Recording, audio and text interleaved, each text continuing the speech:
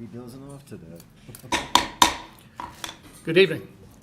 I would call to order the Village of Westmont Planning and Zoning Commission regular meeting for Wednesday, December 8th, 2021.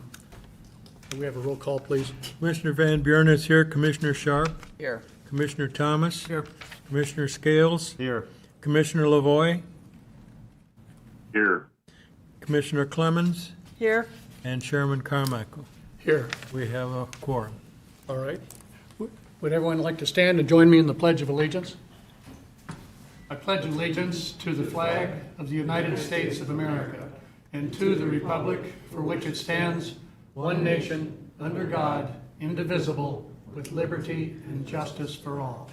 And while you're standing, anyone who testifies tonight must be sworn in. So would you raise your right hand and swear that any testimony you receive that you provide tonight will be the whole truth, so help you God? I do. Excellent, thank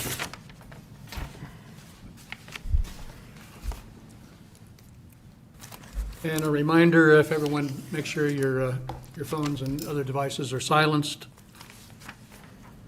Also, that anyone who testifies is required to sign in with their identification and point of contact. We have a sign in here on the podium, another out in the hallway. Thank you. Next item is the approval of the minutes from the November 17, 2021 special meeting.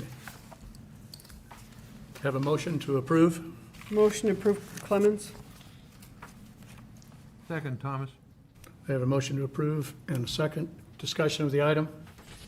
Seeing none, roll call, please. Commissioner Sharp. Yes. Commissioner Thomas. Yes. Commissioner Scales. Yes. Commissioner Lavoy. Yes. Commissioner Clemens. Yes. Commissioner Van Buren votes yes, and Chairman Carmichael. Yes. Next item is the open forum. The Planning and Zoning Commission is the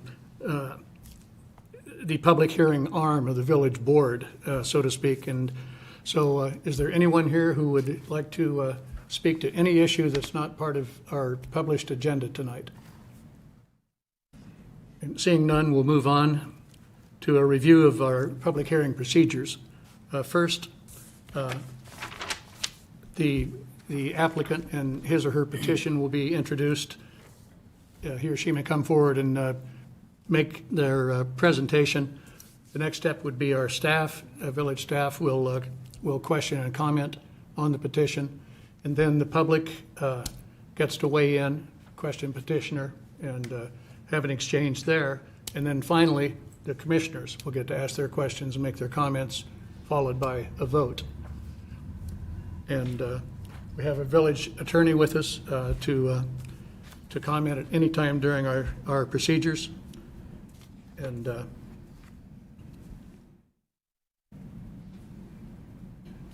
one other point, when you're at the podium, if you would please speak directly into the microphone. We have a television audience also that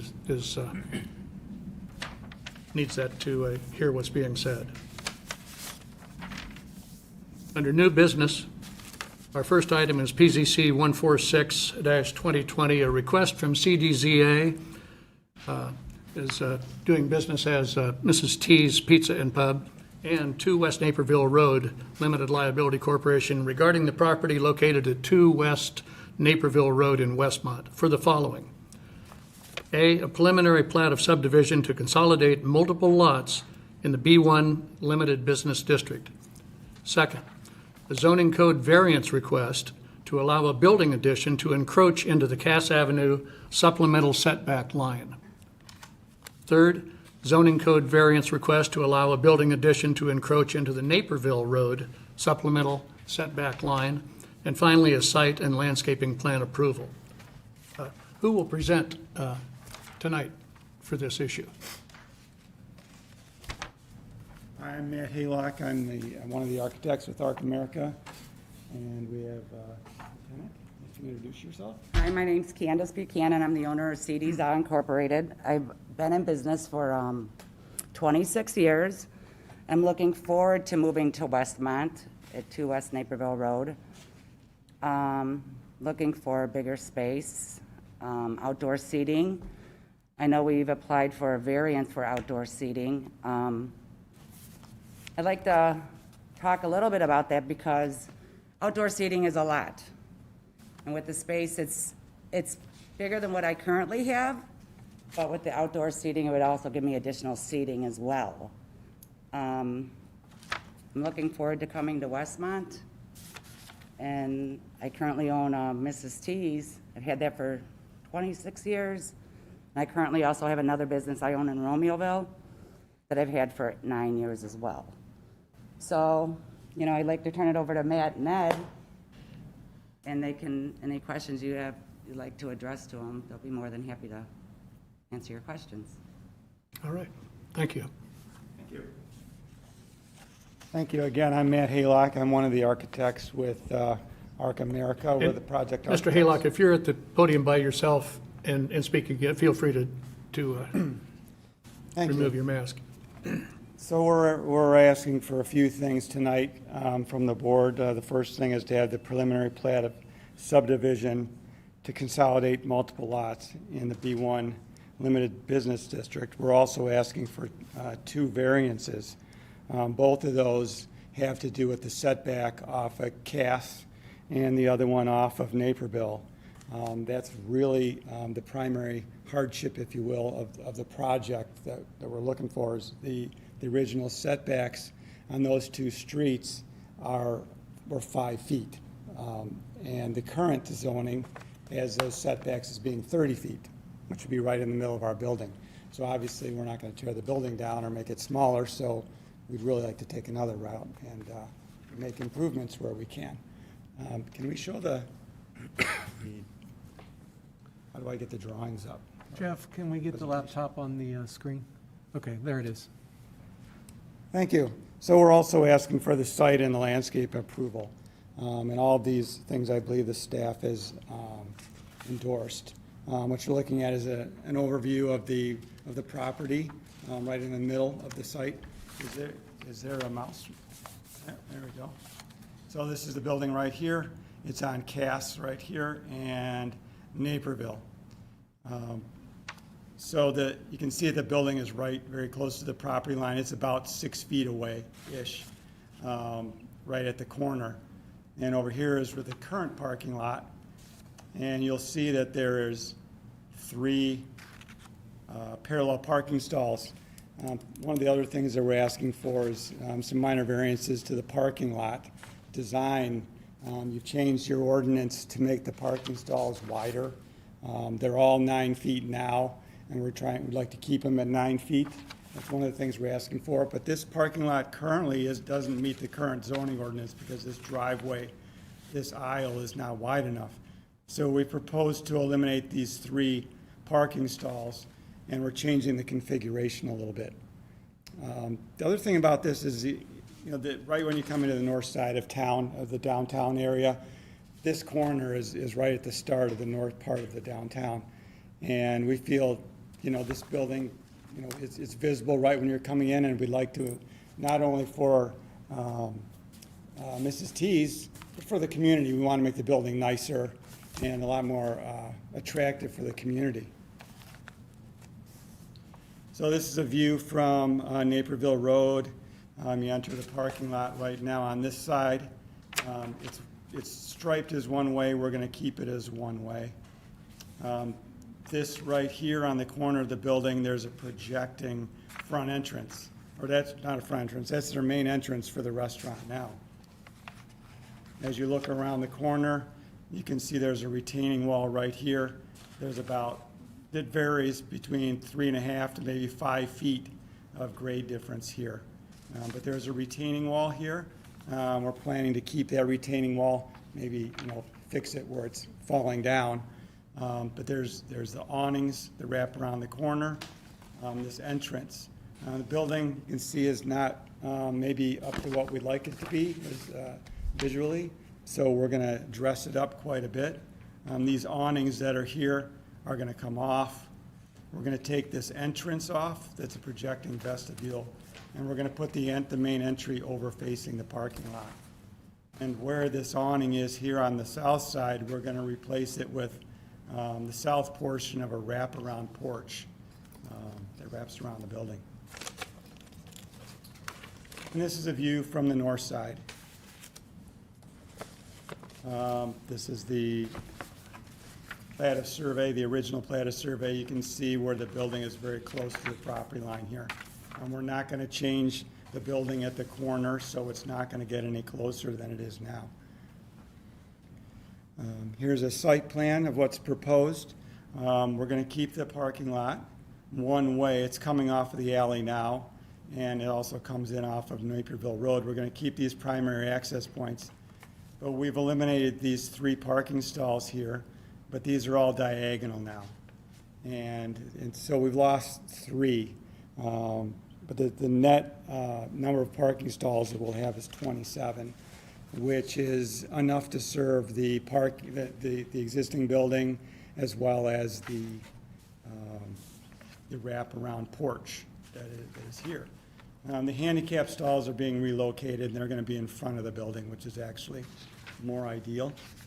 And of course, we're going to add more landscaping to separate the pedestrians and the right-of-way from the building and the porch, and to make it a lot prettier as you look at the building. And this is just another view of the building. Same basic thing, but you can see the building is a darker brown. You can see there's the entrance here, and the wraparound porch goes here. We've clipped the porch at this corner here so that we're maintaining more than a 5-foot setback. So we're not getting any closer to the property lines, or we're not, I should say, we're trying to maintain the original setbacks and not encroach into those. It's the setback lines for are right through here now, right through the middle of the building if we were to be at 30 feet, and we just can't do that. This is the indoor of the proposed new restaurant. So the outside is a dramatic difference. This is the west side facing the parking lot and the wraparound porch. All of the white siding comes off. All of the roofing comes off. We're going to do new standing seam roofing up here, kind of this burgundy color. The wraparound porch will also have standing seam roofing. And we've got a nice stone base around the entire building. It's not just going to be facing the street. The entire building is going to have the same look to it. And then the wraparound porch does have a railing. Obviously, you can fall off it because there's a step there. So we want to have a railing to protect the pedestrians, separate from pedestrians, provide some safety for the people on the porch as well. So these are the other 2 sides. This is the street side. We're putting in new windows even in the apartments up above. So everything's going to tie together now. All the trim, all the siding, all the colors. It's all going to be much better looking. It's a little deceptive on this CAD drawing, but the idea is for it to kind of have a rustic, more of a rustic look, kind of a brown tones. It will all be cement board siding, which is very low maintenance. The stone is very low maintenance, so kind of want that rustic sort of pizza style restaurant. And have a very nice, inviting, casual look to it. And that's pretty much it. Otherwise, is the hardships, as I mentioned. One is this is a trapezoid or a parallelogram site, so we kind of struggled with that. We couldn't increase the parking really. And it's the setbacks going from 30 feet down to 5 feet. That's really the biggest hardship for us. We can't really accommodate that. As far as public safety, traffic, those sort of things, we are not increasing any of the hazards there. We're not providing any, blocking any light or anything like that from the neighbors. We're not increasing congestion, even though there's more seating. Hopefully, we're going to be using all the parking that maybe wasn't always used before. So it's, hopefully this is a busy restaurant, and we'll be using all the parking that we have. With that, I'll open up to any questions that you might have. Okay, let's stand by on that and go straight to staff first. Thank you. Thank you. Thank you, Mr. Chair. So I'll try to be brief, but you know I'd like to talk a lot. So basically, there's 4 items for consideration tonight. First is the preliminary plat of subdivision, which is actually a consolidation. So it's a little misleading, but it's the technical way that it's titled. And this is fairly consistent, we've been doing with lots of properties you've seen come before us here, is that if there are underlying lots, and it's not on one single lot, we want it to be on one single lot. And it used to be that we were okay with the fact that as long as the lots were under one ownership, then we wouldn't require it. But today's standards is we first want it to be one lot. So that's the first request, is a preliminary plat. And then the final plat would go to the board in conjunction with the rest of the project. The second are 2 zoning variances, and I'll elaborate on those in just a second. I did a little sketch that I did myself so that people understand what the variance requests actually are. And then finally, it's a site and landscape plan approval. So basically, they're making exterior changes. And unlike a new building where we regulate everything and we make everything be compliant with code, this is one of those imperfect sites that exists, and we're trying to get as much improvement as we can. And it's never going to be a perfect project because it's not being built from scratch. So they've adjusted to many of our comments, such as we didn't like the parallel parking spaces that were up against the street, so eliminate those. Change your flow a little bit better. It doesn't correct things like the fact that the traffic pattern goes on to the public alley, and there's really not a good solution for something like that. So those are the 4 requests. So I told you I'd elaborate with a little sketch, so I'm going to put this. Jeff, if we can get the sketch up on the screens.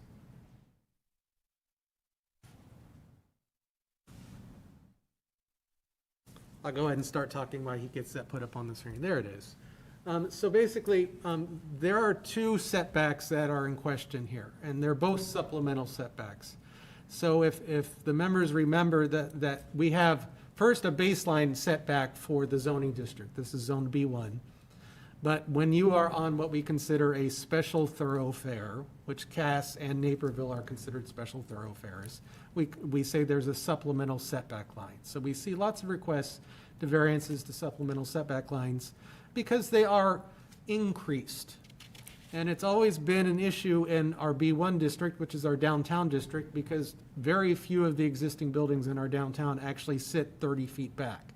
Most of them sit right at the property line if you drive through downtown, and that's kind of a preference when you're going through a downtown, is that the buildings are up against the sidewalk.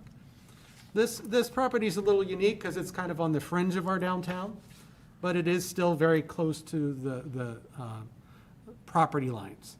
So what I've sketched out here is where the 30-foot setback lines fall, both in relation to Naperville Road and to Cass Avenue.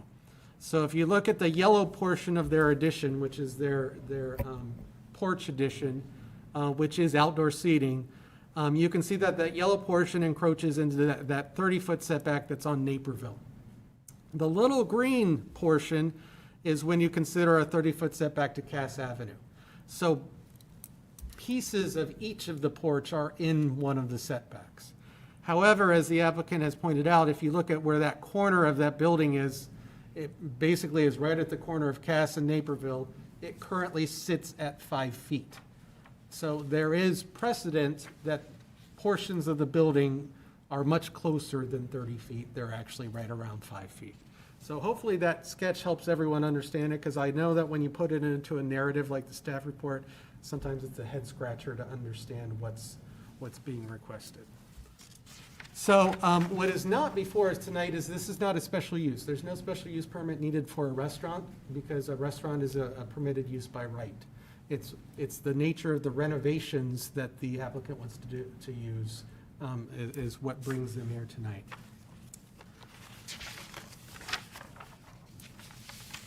I'd like to touch on off-street parking requirements. So if you remember, a year or two ago, we greatly revamped our parking requirements for the B1.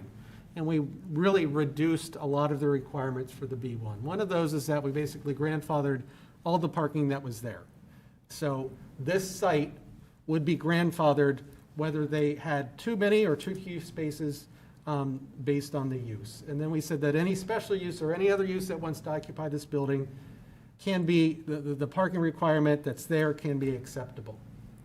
The only time that we say that we want to look at it is if they're reducing the number of parking spaces that are on the site. And it doesn't require a variance to parking. It just has to be approved through a site plan approval, and luckily we're doing a site plan approval anyways. But for reference, I like to give everyone kind of an idea of if we were abiding by the book and this was a new build, what would we require? So right now, there's 32 spaces on the property. The reconfiguration of the parking lot, which a lot of that is requests from our engineering division to try to make it a better configuration, reduces it down to 29 spaces when you include the handicap spaces. So it is a reduction of parking, so the site plan approval is required to reduce the number of parking. However, if we were going by the book with the new parking standards that we enacted, based on the restaurant on the first floor and there is an apartment above, we would only require 7 spaces. So just as a frame of reference, they're providing 29, and if a new building was going up in this spot, we would only require 7. So it does greatly satisfy the parking requirement for the uses that are there. Site and landscape, once again, we are trying to skirt what we can ask for without basically saying bring up the entire property into compliance. So you'll notice that most of the site and landscape that is being added around the addition in the front entry. So we're getting as much as we feel is appropriate based on the amount of change they're making to the property. They touched on their justifications, the findings of fact for their variances. It is a unique condition in that the building is sitting where it sits. I don't quite have the research to say that the setbacks used to be 5 feet. I actually suspect that probably Naperville and Cass have been widened over time with where that, so I would guess that the road has encroached closer and closer with improvements that have been done over time. But it has created a somewhat of a unique situation. What the applicant didn't state is that one of the first requests staff had made is we said, well, there's a little bit of green space on the north side of this building. Seems like you could build there. However, that would mean that they'd have to relocate the existing kitchen, and that becomes cumbersome and cost prohibitive to relocate the kitchen, to put the entry and patio in that area. Or if you try to squeeze the patio there now, that's where a lot of the kitchen equipment and venting comes out of the roof. And so the applicant said we would rather approach an improvement to the front of the building to not only improve the look of the building, but also provide that outdoor seating, which they feel is necessary, especially in this kind of post-COVID need to offer outdoor dining opportunities to ensure that the business is viable however things may change.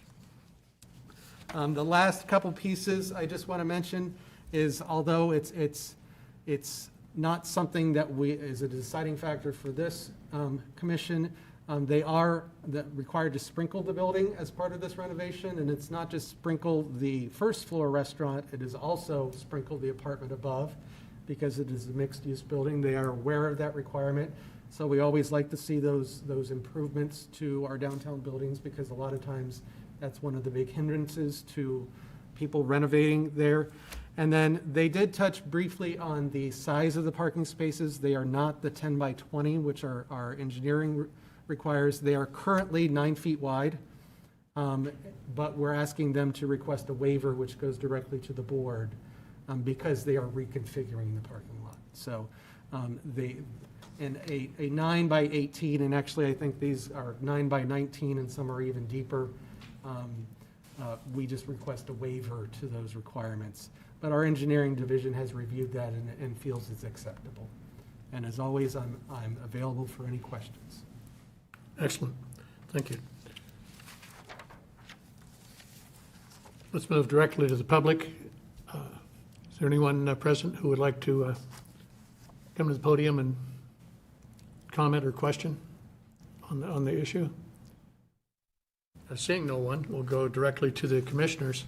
We have one commissioner tonight who is home on on the Zoom, on the computer. We'll start with him. Commissioner Lavoy, Yes, sir. would you like to begin? Yes, I would like to begin. I have several questions for the applicant and a few questions for staff. First, I'll start with the applicant, and I'll try to categorize my questions and comments in these three areas. One is the subdivision plat. Two is the landscape and site plan. I'll try to combine those site questions and then the variation requests. And then I have questions related to the building, which I will touch on. I'll just try to categorize everything. But first, let me ask the applicant, is this a bar or is this a restaurant? Because everything I read here is from Mr. T's is that it's a restaurant, but the site plan clearly shows, the floor plan shows that it has a fairly sizable bar in the restaurant. So which is it? Is it a bar restaurant or is it a restaurant? The actual name of the facility is Mrs. T's Pizza and Pub, so it's kind of a little bit of both. So obviously they do a really great business of selling their pizza, but they also want to have a bar as well. Okay, what are the hours of operation?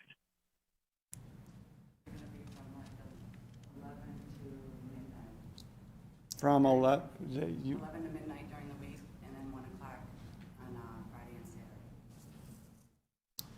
okay, 11 o'clock to midnight during the week. 11 a.m. to 11 p.m. during the week, I'm sorry, 11 a.m. to 11 p.m. during the week, and then Fridays and Saturdays are till 1 a.m. and they're open till 1 a.m. on the weekends, on Fridays and Saturdays, I should say. Okay.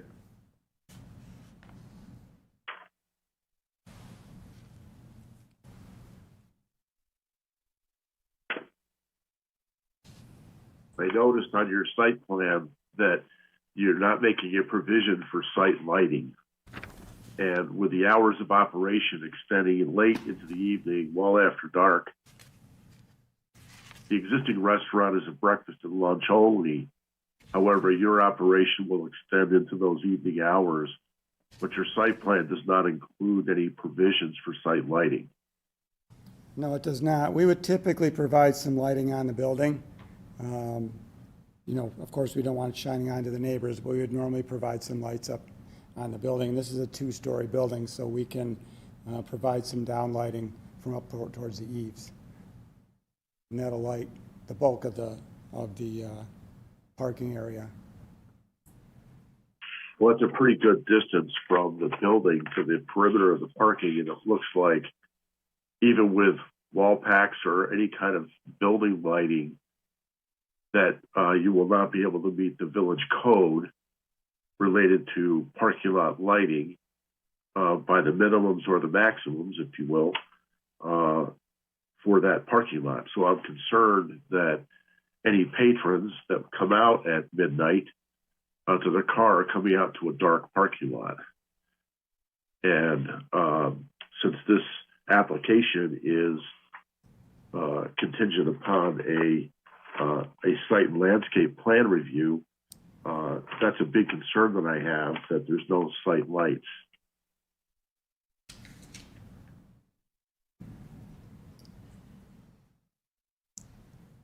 Oops. Sorry, I just talked to the building owner. Right at this point, there's no plans for increasing the lighting in the lot. That's not part of the project at the moment, so you're correct. But if that's something that becomes a sticking point, we're happy to discuss that.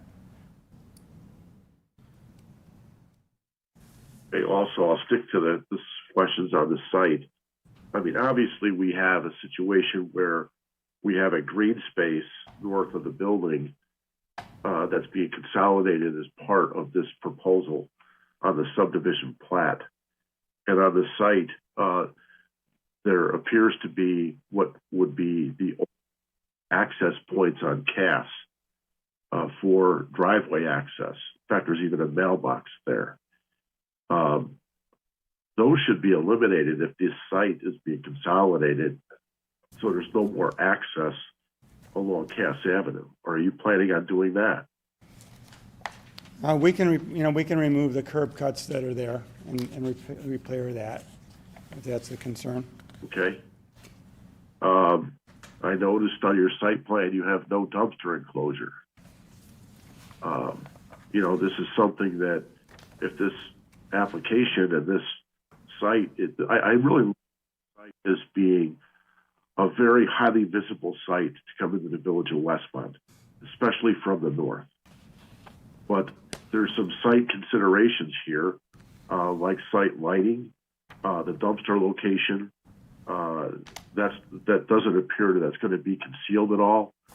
I'd really like to look at this project as if, this is going to be an enhancement and a beautification project to the village of Westmont. And, from what I'm seeing, the site doesn't do that. There's not a whole lot of increase in landscaping. There's not an increased landscaping in the green space. There's not an increased landscaping around the dumpster. And I have concerns about that.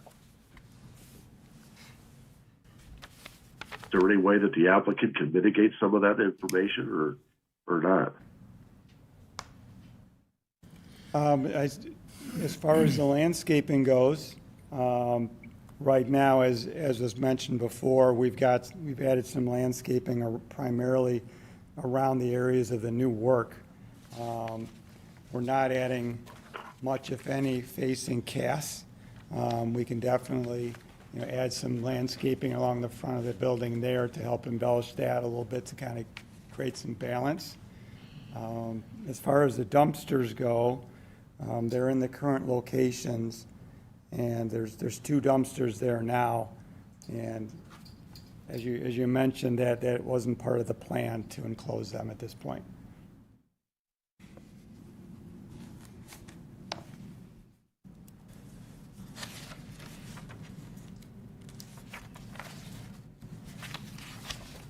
Well, these are the things that I have to consider when the landscape plan is in front of us, because I really think that that's a really important component, both site lighting and the dumpster enclosure, and taking off the access points on Cass, and then also increasing the landscaping for the northern elevation, because that's going to be left as green. So that's a concern of mine. And then as we get closer to the building, I have a question related to ADA compliance. Is this building going to be ADA compliant? Absolutely. The new front entrance that comes off of the parking lot, that will have a handicap ramp, and it will be handicap accessible throughout the facility. The restaurant, that is. Okay, and do you believe that there's going to be egress off of that deck for someone in a wheelchair that doesn't have to access the building to basically exit the site under the emergency conditions? I'm sorry, I don't understand the question. You can get off of the deck at the front entrance, or right next to the front entrance, in a wheelchair, yes. Okay. Yeah, so the entry underneath the covered roof area doesn't project all the way out to the front, so it's set back a little bit. So you can get by there. So they do not have to go inside the building. Okay. All right, then working my way inside, are handicap accessible?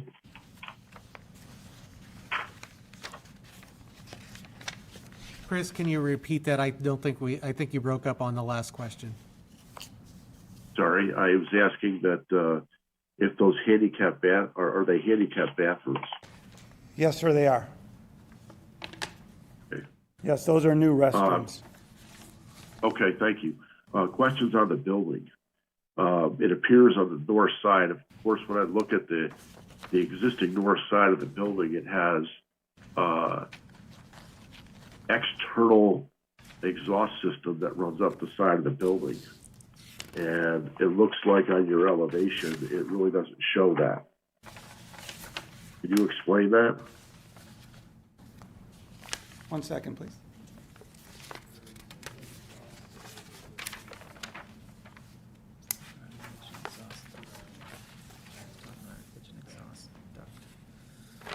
I'm sorry, yeah, those are existing exhausts, and you're correct, they're not shown on our elevations, and they are going to remain,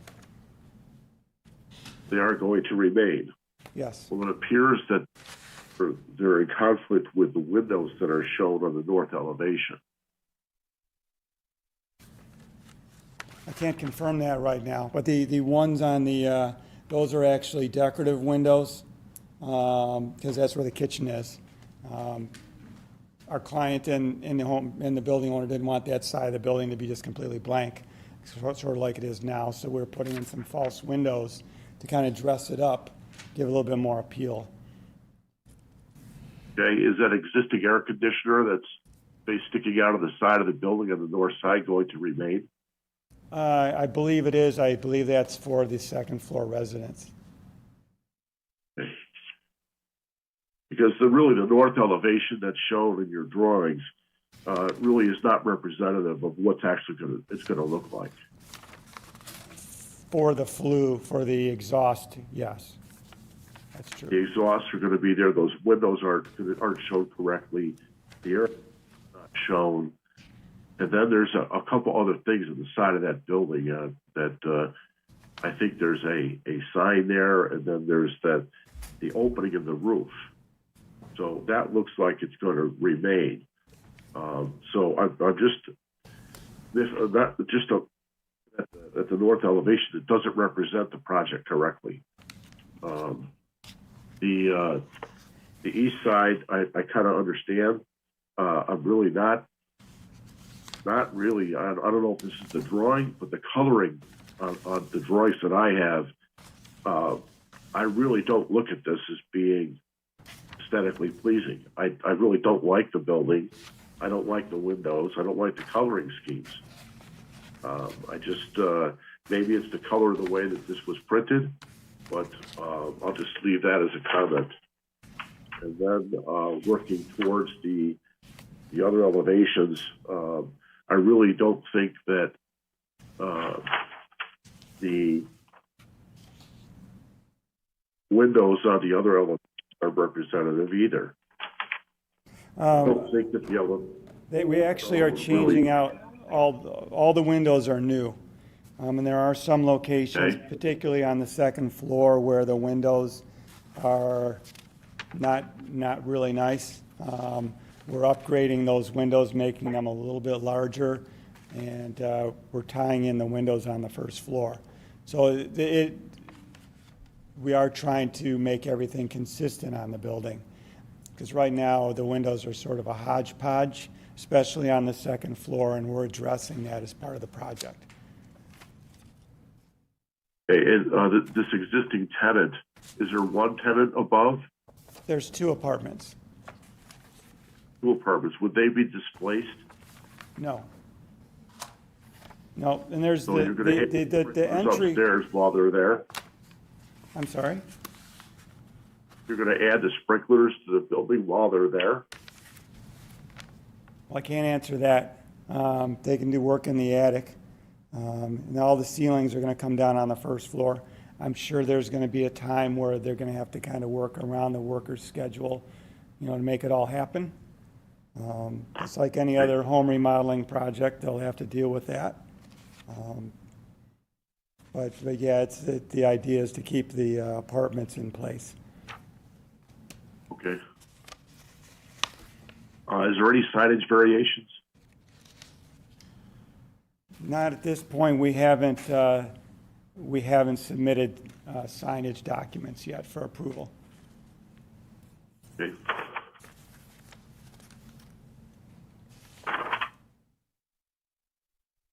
Going to the findings of fact, on the first criteria, I'm not, criteria number 1. I don't think that the landscape improvements will soften the appearance of these encroachments. That existing retaining like it's going to remain. So I'm not in favor of criteria number 1, nor am I not in favor of number 2, because there's property, there's a lot of property available to do these things without these encroachments, and I just think that there's a lot of missing information on the site plan. I think the site lighting is critical, and I think that the dumpster location is critical. And I think that the north facade being wrong on the drawings is critical. And I'm not in favor of the findings of fact. And I'll leave my comments to the chair. Thank you, Commissioner Lavoy.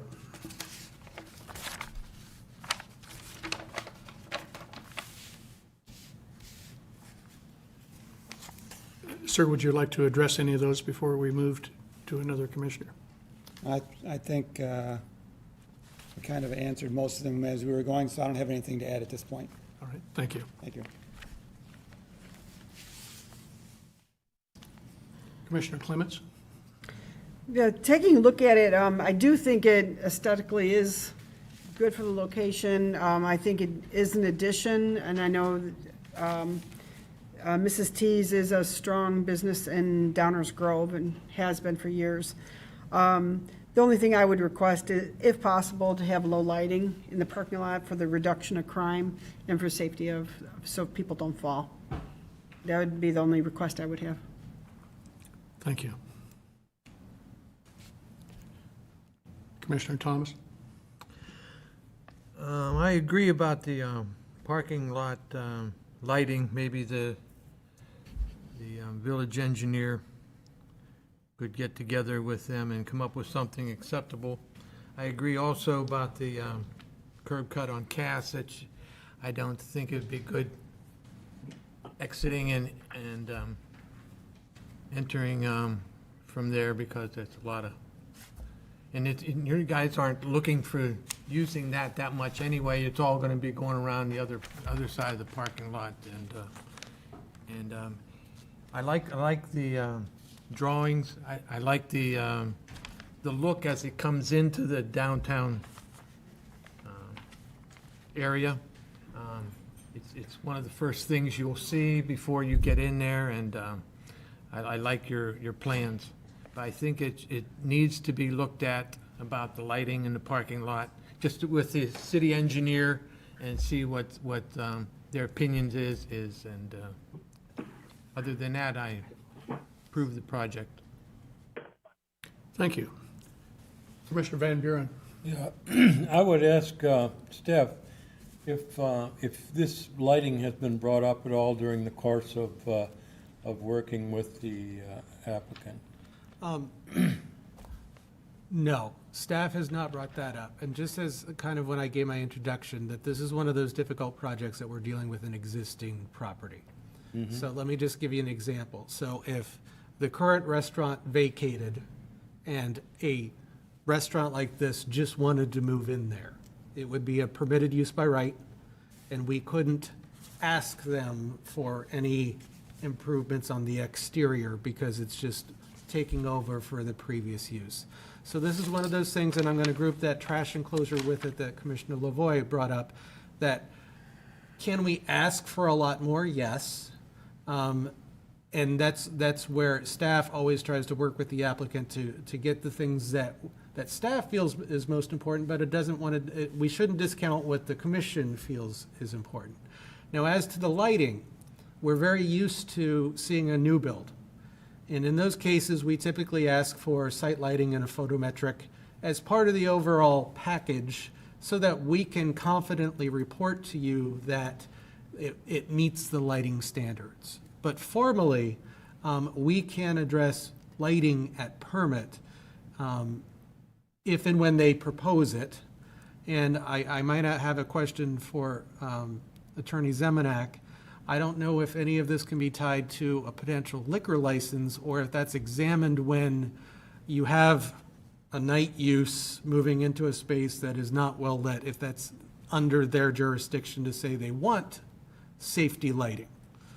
It is, the liquor commissioner does impose reasonable special conditions on liquor licenses, particularly when there's an outdoor use, but they've not delved into lighting and usually leaves that to Community Development Department and Planning and Zoning Commission to flush out. Oftentimes, it's just meet the minimum photometric standards of the village code, and we'll analyze that prior to issuance of a building permit. But if this commission wants beefed up parking lot lighting, that can be added as a condition to approval if you're inclined to approve. And I have an additional question. What I don't know is, I don't know if the ambient lighting because this is a busy intersection, I don't know if the street lighting already provides somewhat adequate lighting, because I've never been at the site at night. And Commissioner Lavoie is correct that it's going from a breakfast use to a night use. So it is a paradigm shift in terms of the way it's being used. And I think Commissioner Lavoie was also correct in saying that it will be difficult to put lights on the building and shine it out there, only because the village ordinance is that basically the lighting should be 0-foot candles at the property line. And if you're shining it out, it's not going to stop at the property line. So if you are requested to add lighting, just keep that in mind, that putting it on the building and broadcasting it out may not meet the conditions, that you may have to look into a pole that's downcast and shielded to provide that. But I also, and John might correct me, I don't think the zoning ordinance requires outdoor lighting. It just states that when outdoor lighting is provided, it has to meet the requirements, the 0-foot candles. Correct, but as part of site plan approval and landscape plan approval, you can, certainly that's within your purview to require, and you can require a photometric study of current lighting conditions in the parking lot without any parking lot lights to see if the lighting is sufficient or whether minimum lighting's required.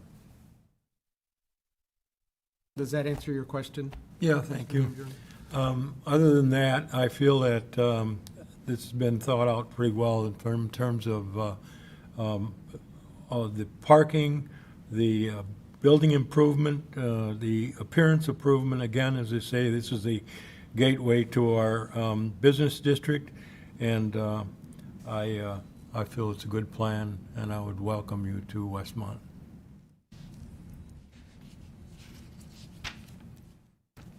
Commissioner Scales? Sure, thanks. Sir, let's go ahead and do, I thought you just got keep it in order, I apologize. in order. Just a test. Ready to go. My first question is for village staff. Can you clarify for me what is the instigator for the site plan approval? Is it the consolidation of the lots that's making it site plan approval, or is it the variance request? Formally, the way it reads in the code is that site plan approval is required for any non-residential property when a permit is required for exterior changes. So really what the trigger is the addition, regardless of whether they need a variance or not. So the trigger is the addition, and that's where we try to say, well, okay, let's go back to our catalog of requirements, including landscape, including dumpster enclosures, including other variants, and saying, what is reasonable to request in this scenario? Because it's not a new build. And it's never an exact calculation. It's always, we're trying to get the best for the amount of investment that's being made into the property. Okay. All right. Yeah, I think this is going to be a substantial improvement on that corner, and I'm really excited to see this take place. I think that the building has been significantly bettered by this new design. I'm not really in favor of putting a lot of burden on the rest of the site plan. just to make this improvement happen. I think that the building is already sitting right on the property line itself, or on the setback line, and they are simply extending out exterior balcony or exterior porches to better the return on their investment. And it's almost like a no harm, no foul proposition. I feel like there's a substantial benefit to doing this to the building, and there's very negligible downside, I think, from a planning perspective, in my opinion, given the existing condition is already so close. So I think that I'm excited for this to take place, and again, I support it, and I wish you guys the best of luck. Thank you. Commissioner Scales. All right, benefit of going last is all the really good questions that have already been asked. So thank you for the interest in coming to Westmont and for your financial investment, and we appreciate that. I echo what the other commissioners have said, excited to see you guys here. Just a couple of quick questions. And I do think Commissioner LaVoy brought some good points regarding light, and I wouldn't make it a condition of approval, but it would be interesting to see what that lighting is like at night, just from that standpoint, from a staff's perspective. But is there any plans for the open green space at all in the future? Has that been talked about, or is it just meant to be left maintained, or? Actually, the thought was wrap the porch. I was saying, if things go really well with this business and they get a lot of outdoor use, actually, they would like to wrap the porch, all the way around that side and maybe further develop it in the future. At this point, kind of leaving it the way it is for now. Okay. And does the property owner maintain that, or is the tenant maintaining that? Property owner. Okay. That's it. I As far appreciate as the it. grass and so forth over there, Pardon? you would maintain that, right? Right. The Excellent. grass over on that side would be maintained by the building owner. Okay. Thank you.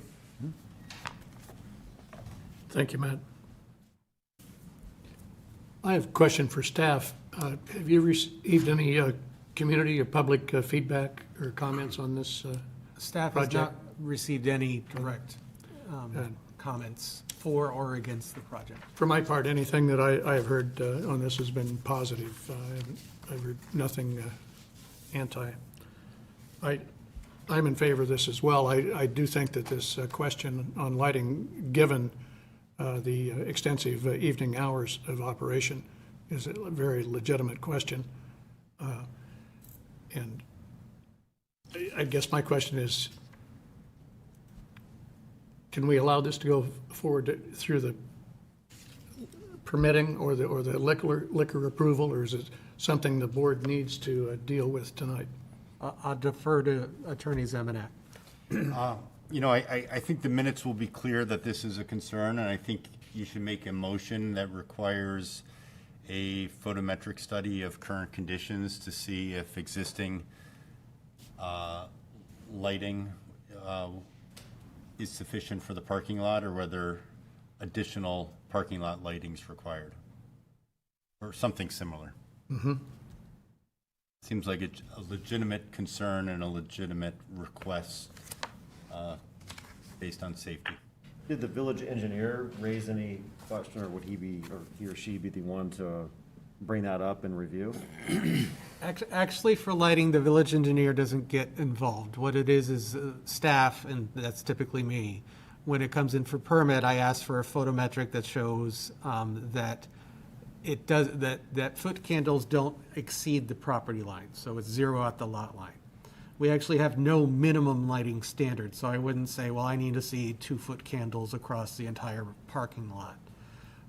So it's a tough thing to navigate. So it's currently subjective based on what someone might think is safer or not, given Correct. current So, lighting so over there in right this scenario, if you required that they should submit a photometric plan with permit for staff to analyze in advance of a request for a liquor license, that staff can then look at and say, well, is it well lit? And then staff could always report that either when this goes to the board or with the liquor license, to state that They've shown that it's sufficient based on the ambient lighting that's already out there, or staff does feel it is somewhat deficient because there are areas that are extremely dark, and then, you know, the board can question them of, you know, are you going to install the lighting? Now, what's more difficult for me is if you do say, well, we want lighting improvements, I don't have a standard to say what that minimum is. The minimum. So, meaning that they could build a brand-new building here, and it could be a tavern, and they could provide no lighting in the parking lot, correct? Formally, yes. Formally, there's nothing about our site plan approval process that requires lighting. It says that if there is lighting, it has to meet the conditions. Which there's no measurement of what's sufficient. Yes, and that's because we don't require it, then we don't have a minimum standard. And some communities have that. And obviously, you know, with discussions about dark skies and such, obviously, you know, you want to be sensitive to not overlighting it. And then obviously, since you're at a busy intersection, if the lights are glaring, you know, then it could affect the intersection as well. So there is no minimum standard that I can hold them to. I think the best that I can do is ask that a photometric be provided, show that to the board when it goes through, and let the board do their best to scrutinize the dark spots, or is it truly underlit? Unless the attorney has a better recommendation on how to proceed. No, I agree. I think the alternative to providing a photometric study of current conditions would be to provide some low-level lighting in the parking lot. You know, spend your money one way or the other. Or just not do anything, right? They could not do anything, and then the request could get rejected by the village board until they Right. provide sufficient security lighting. I have a question too. On that side of the building is the parking lot, but it does have windows too on that side, right? Yes. So But- that but- could light enough out going that way anyways. There are windows. I would assume that there's going to be lighting on the underside of the porch that's there. So, I mean, and that would be downcast. I don't know if that ambient light that's coming from there would provide sufficient lighting or not. Does anyone know, is there a street light at the end of that alleyway? I don't know the answer to that one.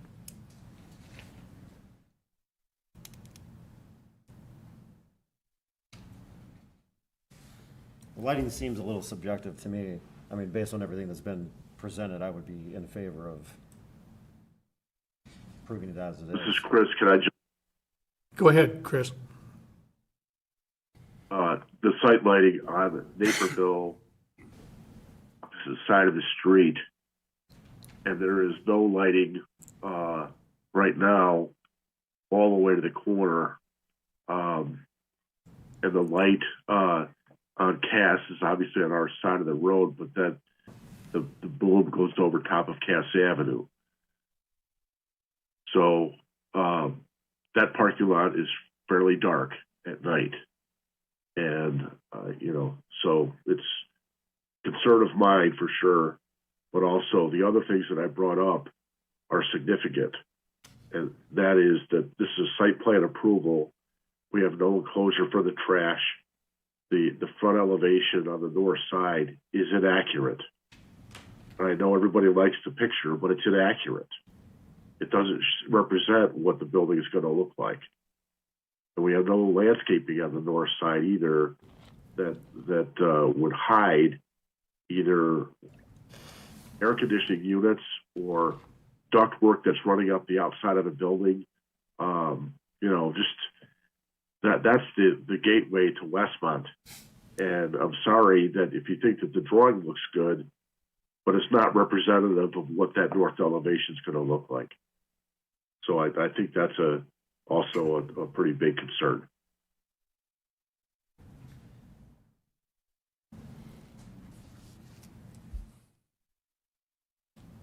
So is that something we could have them update for staff prior to the village board?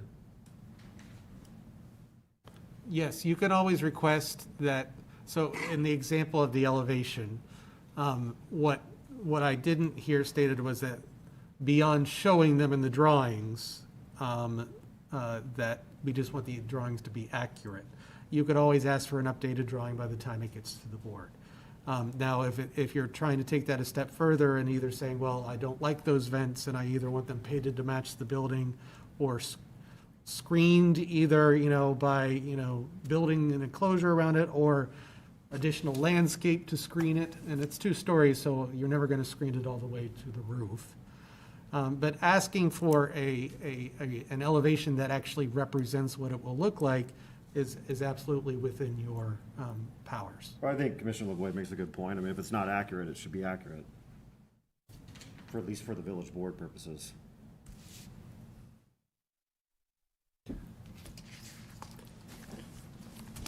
So, John, could that be part of the site landscaping approval vote, that they recommending an inclusion for a photometric study and an updated north elevation That is before it correct. goes to the board? Yeah.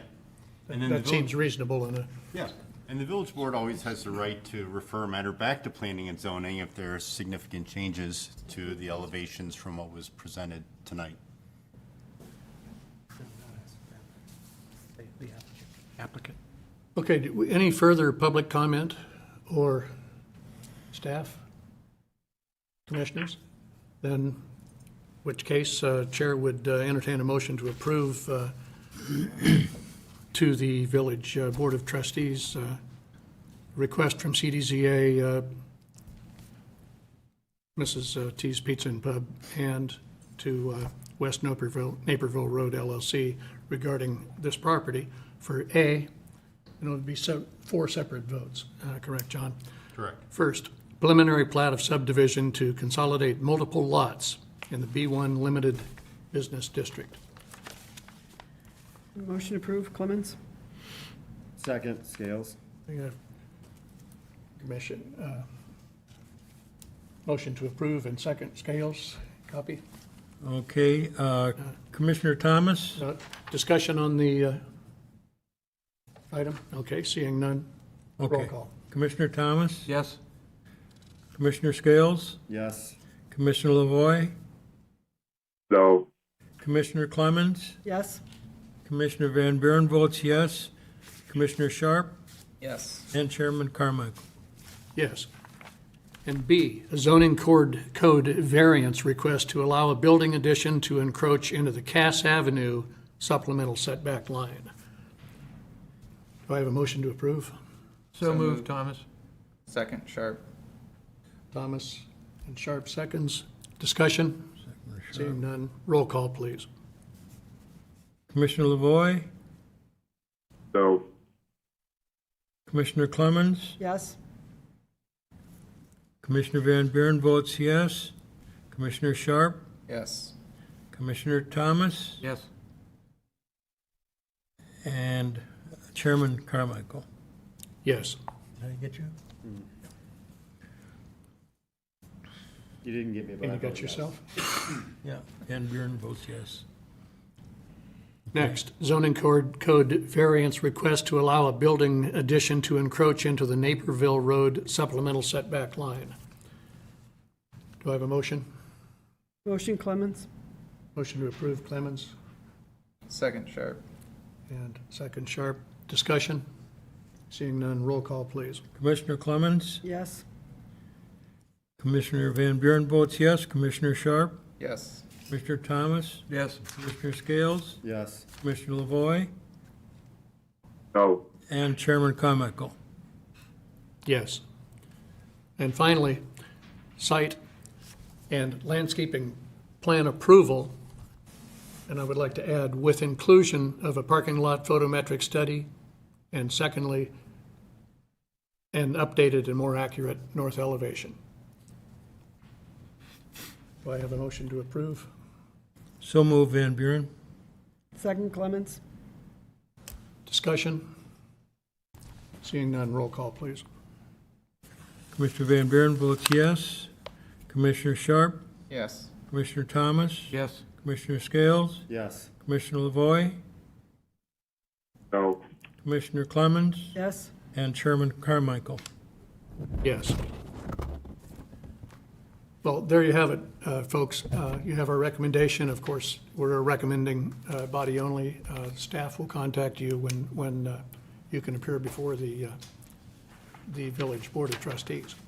And thank you very much for your presentation. Thank you very much.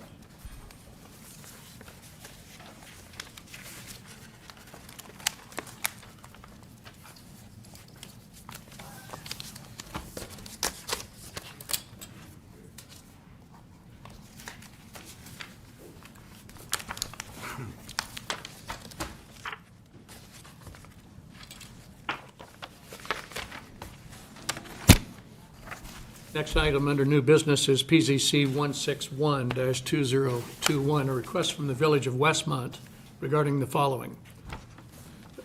A text amendment to Article 14, Paragraph B, definitions of the zoning ordinance to amend the definition of a craft alcoholic beverage dispenser. And staff, are you going to present? Staff will be presenting this because it is a text amendment that is staff initiated. To give a little history, and I wasn't here, so if my history is cloudy, you can always correct me. But in approximately October of 2019, we amended our zoning ordinance. We basically struck out a brew pub line item that used to be there, and we created a couple new definitions, one of them being this craft alcoholic beverage dispenser. And then we put in parentheses, includes brew pubs. So basically, we were creating this to replace a previous brew pub that was really underdefined. We also, in addition to beverage dispensers, did beverage producers, which is a different classification where you're more producing beer versus serving the beer. And it's not just beer, it's alcohol in general. But the definition that was adopted with this was very specific. So I'm going to basically read the definition, and then I'll explain as to why staff is looking for a text amendment to it. So as it reads a craft alcoholic beverage manufacturer that specializes in serving alcoholic beverages produced on site, subject to local liquor requirements, to patrons on-site indoor and or outdoor seating areas, limited to sales from the brewery's storage tanks for sale to go, for on-site consumption, or for distribution to off-site accounts. Food sales are permitted. So when you read that, it's that limited to sales from the brewery's storage tanks. So basically what that's stating is that the only alcohol that can be served from a craft alcoholic beverage manufacturer is stuff that is produced on site. And for the first time, this code is being tested with the case that will follow this one, is there is a request for a craft alcoholic beverage dispenser. However, it's very rare when a craft alcoholic beverage dispenser serves their own products exclusively. And so I'll use some more mainstream ones that we might be familiar with, and I'm sure everyone has their typical brew pub restaurant that they may go to. I used to work for a company called Rock Bottom, which is somewhat local. And you always, the business model is that first and foremost, the business typically likes to sell their own because usually there's a cost benefit because it costs much less to produce the alcohol on site and sell it. There's a higher profit margin.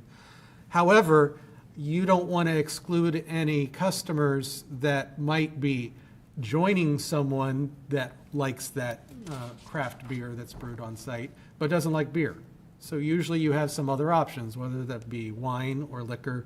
I think if you read the description of this business model, they want to have a whiskey tasting and kind of a specialty with whiskeys in addition to the brews that they brew on site. So staff looked at the request and said, you know what, we think that maybe we define this a little bit too exclusively. And what we didn't want to do is run and change the amendment and say, no, you can serve whatever you want. So really, staff is just looking at that definition where it says limited to and change it to a simple with. So it would read, a craft alcoholic beverage dispenser is a manufacturer that specializes in serving alcoholic beverages produced on site, subject to local liquor requirements, to patrons in on-site indoor or outdoor seating areas with sales from the brewery storage tanks for sales to go for on-site consumption or for distribution to outside accounts. Food sales are permitted.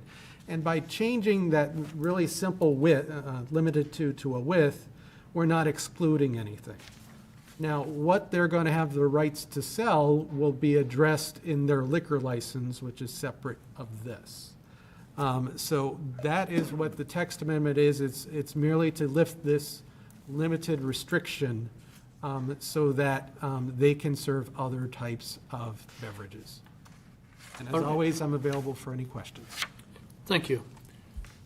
Is there anyone from the public who would care to address this?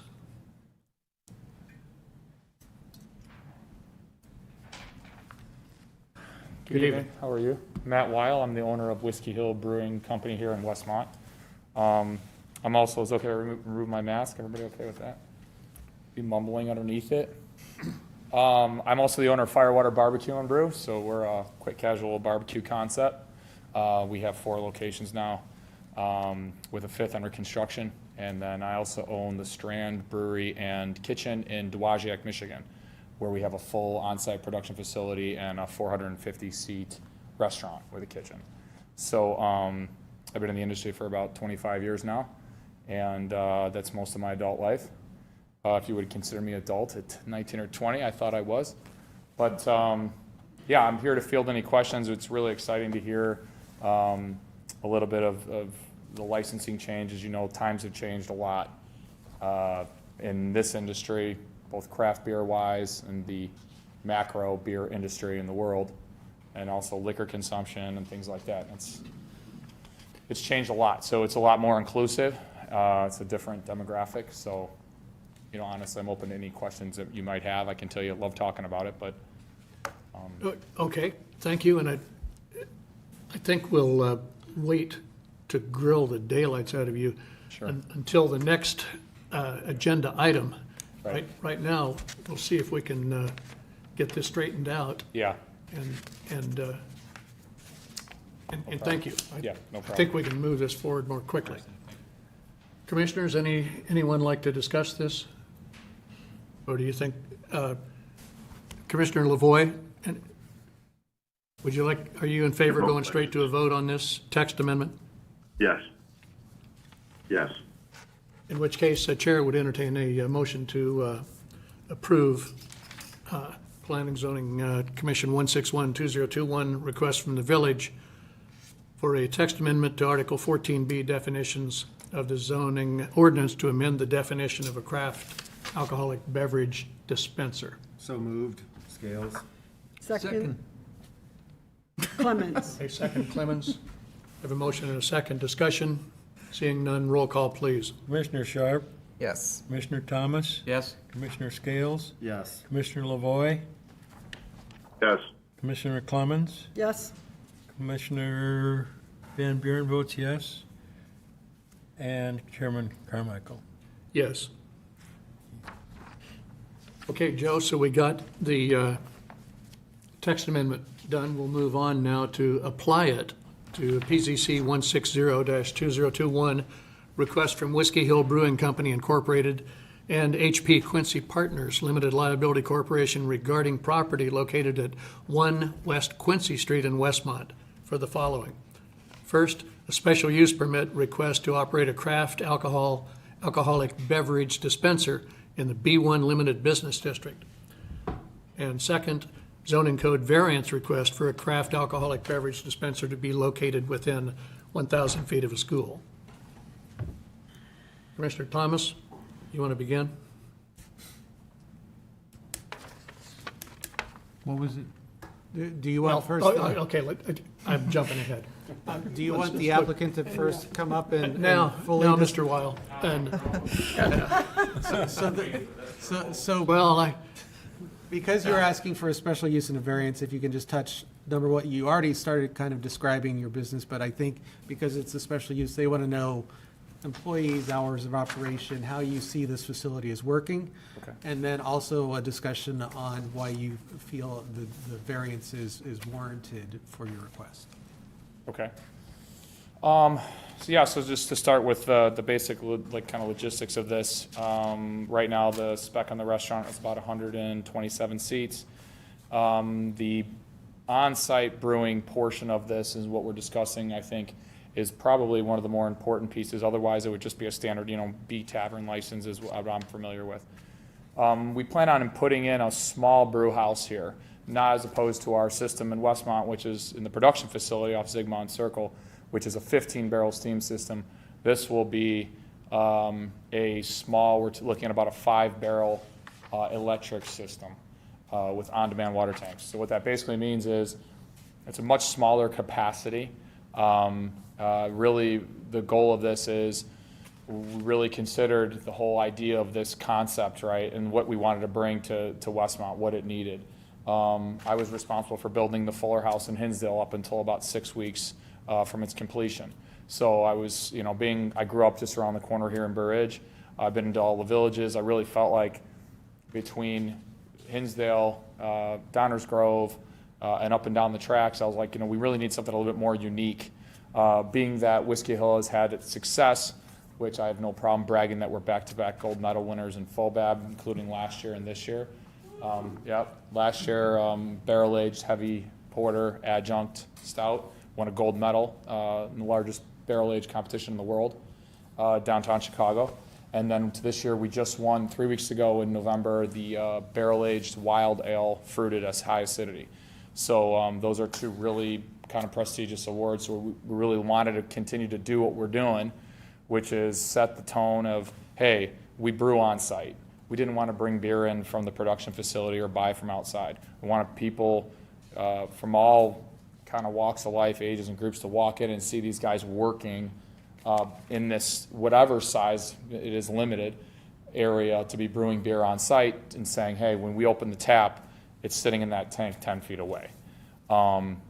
Really, I think it comes back to a lot of, I believe, in my opinion, the craft beer industry. If you look at its market share now nationally, and I think it's roughly 12 and 13% and growing, it's still a company. It's a lot of different things. I believe a lot of the tap rooms are going to come back to the corner tap rooms. That means whatever the product you're consuming is not brewed, with all due respect, in Germany or New York or overseas somewhere else. It's brewed here. This is a real American craft beer. That doesn't mean that we brew all kinds of crazy stuff. We brew a lot of lagers and pilsners and kolsches and beers that are clear too. It's not a bunch of funky, weird beers that some people are like, what do you, the IPA nerds and stuff. Not that I'm an IPA nerd, but that's not neither here nor there. So it was really important that we had this brew system in the concept. It's also a large outlay here to put that piece and that equipment in and brew it to the way you need it. If you didn't know, also the health department holds us accountable on what we're putting in. So they're going to look and say, hey, how big is this going to be? What do you have? What are you doing for pest control? What are you doing for the temperature danger zones? All these different things that are included when you have a production facility. Along with that, there was no way to do this and just do just beer. I think that the demographic around here, I think everyone can agree. A lot of people, they don't drink, no problem. We're going to have a full scratch menu kitchen that we're going to have on site. And the food will be second to none from anywhere within 20 miles of here. So we would need a complement of our wines and some alcohol and things like that for people that like to consume that with the food. Plus, it'll pair up well with what we're going to have. I heard mention of, the whiskey tastings or bourbon. There will be, I think, obviously we'll have bourbon or whiskey there. The name obviously is Whiskey Hill.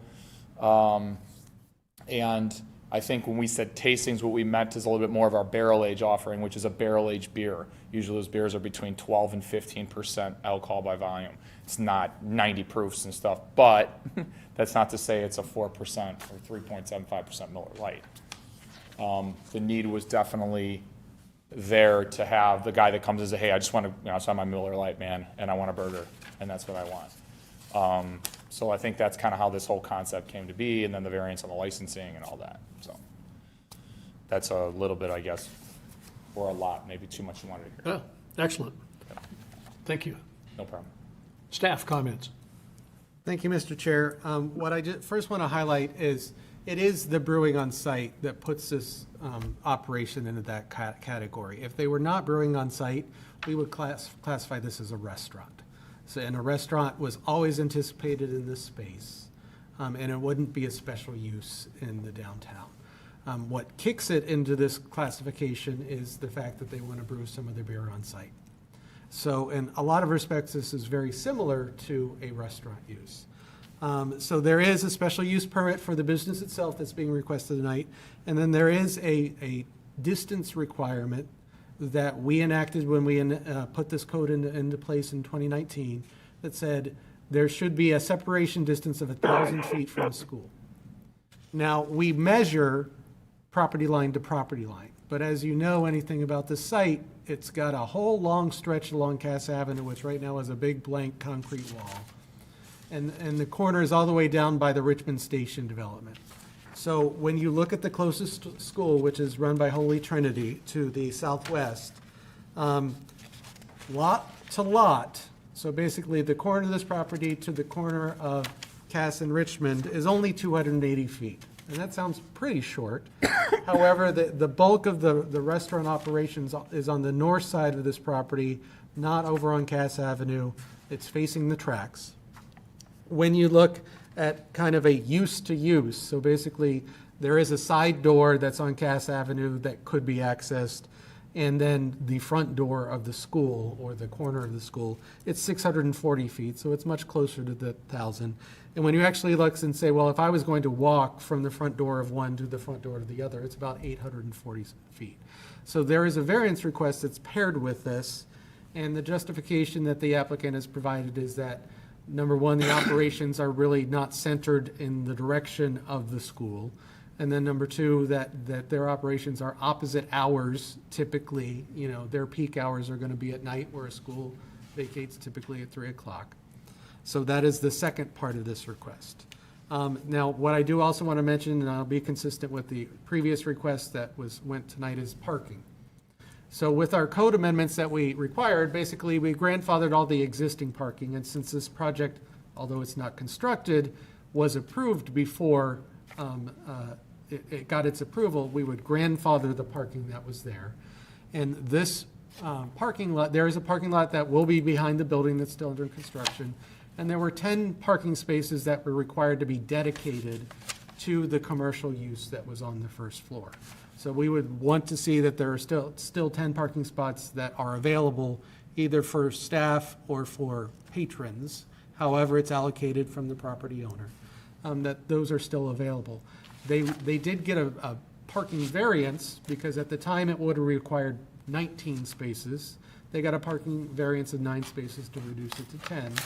But just in comparison with our current standards, we would require one parking space for every 400 square feet of parking area, or of business area, which would equate to 8 parking spaces. So if we were building a new craft brew tavern or restaurant, however you want to consider it, in the downtown, we would only require 8 spaces based on their floor area. So in all those respects, it's still meeting the parking requirement. And as always, I'm available for any questions. Thank you. Anyone from the public like to challenge Mr. Wheeler? Go. I'm not going to challenge anybody. It's great to see you guys. Drew Mitchell, I'm so pleased to be back here after a several-year hiatus. This marriage with Whiskey Hill was really born out of encouragement in some respects from the municipality. They're running this tremendous manufacturing operation down in Zigmont and have no retail element. So we're really persnickety about the user that we put in, this $30 million building we're putting in. We don't want it to, for example, be a 7-Eleven. So we sought out Matt. And Matt made a comment to me early on in this process, and I don't think Rock Bottom came up, but Joe, that's a good example. You know, Rock Bottom Brewery with no brewery on site feels phony.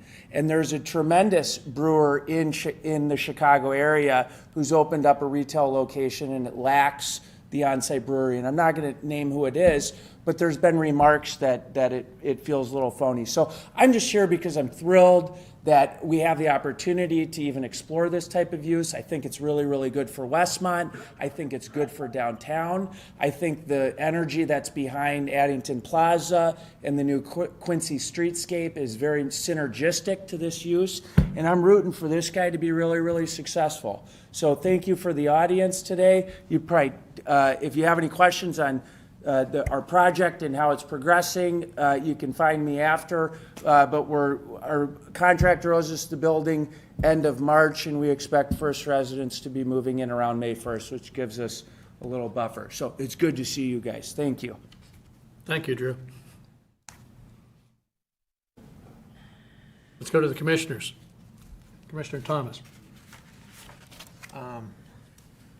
I like it. It's new building, new operation, not to you, but to us. A great location for that. You would think it was custom made, and I'm in support of it. That's all I got. Commissioner Van Buren. With the brewing, there's always a odor that comes from that. How are you exhausting that odor?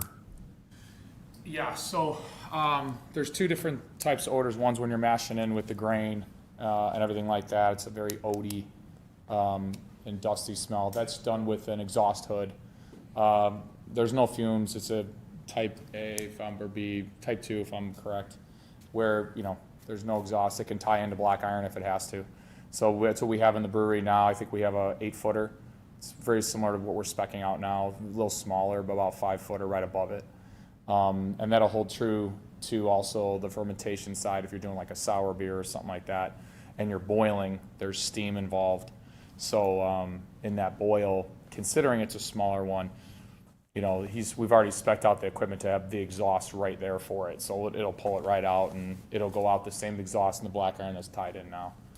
Okay, so Top of the building, yeah. top of the building. Yeah, they've tied in, I think that's a 4-foot by 4-foot chase, which can accommodate like a 21-foot hood, and we're only using a 14. Yeah, there's a 4-foot by 4-foot black iron duct that goes from the back of the restaurant kitchen and All the way through. all the way through the building and exits out the roof. Right. And actually, it's interesting you brought this up, Commissioner Van Buren, because this is a concern for us. We have residents who are going to be spending a lot of money living here, so we had to address the odor and that concern. And we're not totally satisfied yet. We're going to also work with Matt to make sure that we're happy with that, but he's got to go in for permit with his building plan. So that's the chance that I get to see how he's exhausting that space. So I realize we're going to catch it at a couple of different levels, but our eyes are going to be on it for sure. Okay, thank you. That's good. That's all I have. Well, you took my question. Commissioner Sharp. I don't have questions. I'm not particularly concerned about the item B, the distance to the school in this instance. I'm excited for you guys to be coming to the downtown. I think it's going to do wonders to this couple blocks down here, and so I'm in favor. Thank you. Commissioner Scales. Yeah, I don't have any questions either. I'm glad you guys are coming. Look forward to having you. I think it's exciting tonight that we've had two new restaurants showing interest in Westmont. It's an exciting time, so thank you. Commissioner Lavoy. I always have questions. Excellent. It's good to see still there. I have a question for him as well. But a question for staff. I mean, doesn't Uncle Bub serve alcohol? Yes, I believe they have a liquor license to serve. And they're within that 1,000 feet. I don't know what the distance is for Uncle Bub's, and we wouldn't classify them as this craft dispenser because they Oh, I don't- see. So it's a different class. Yeah, so I don't think it would have the same restriction. And because we adopted this code in 2019 specific to this, even if it was a craft brewer that was there, they probably would have been grandfathered in for their location.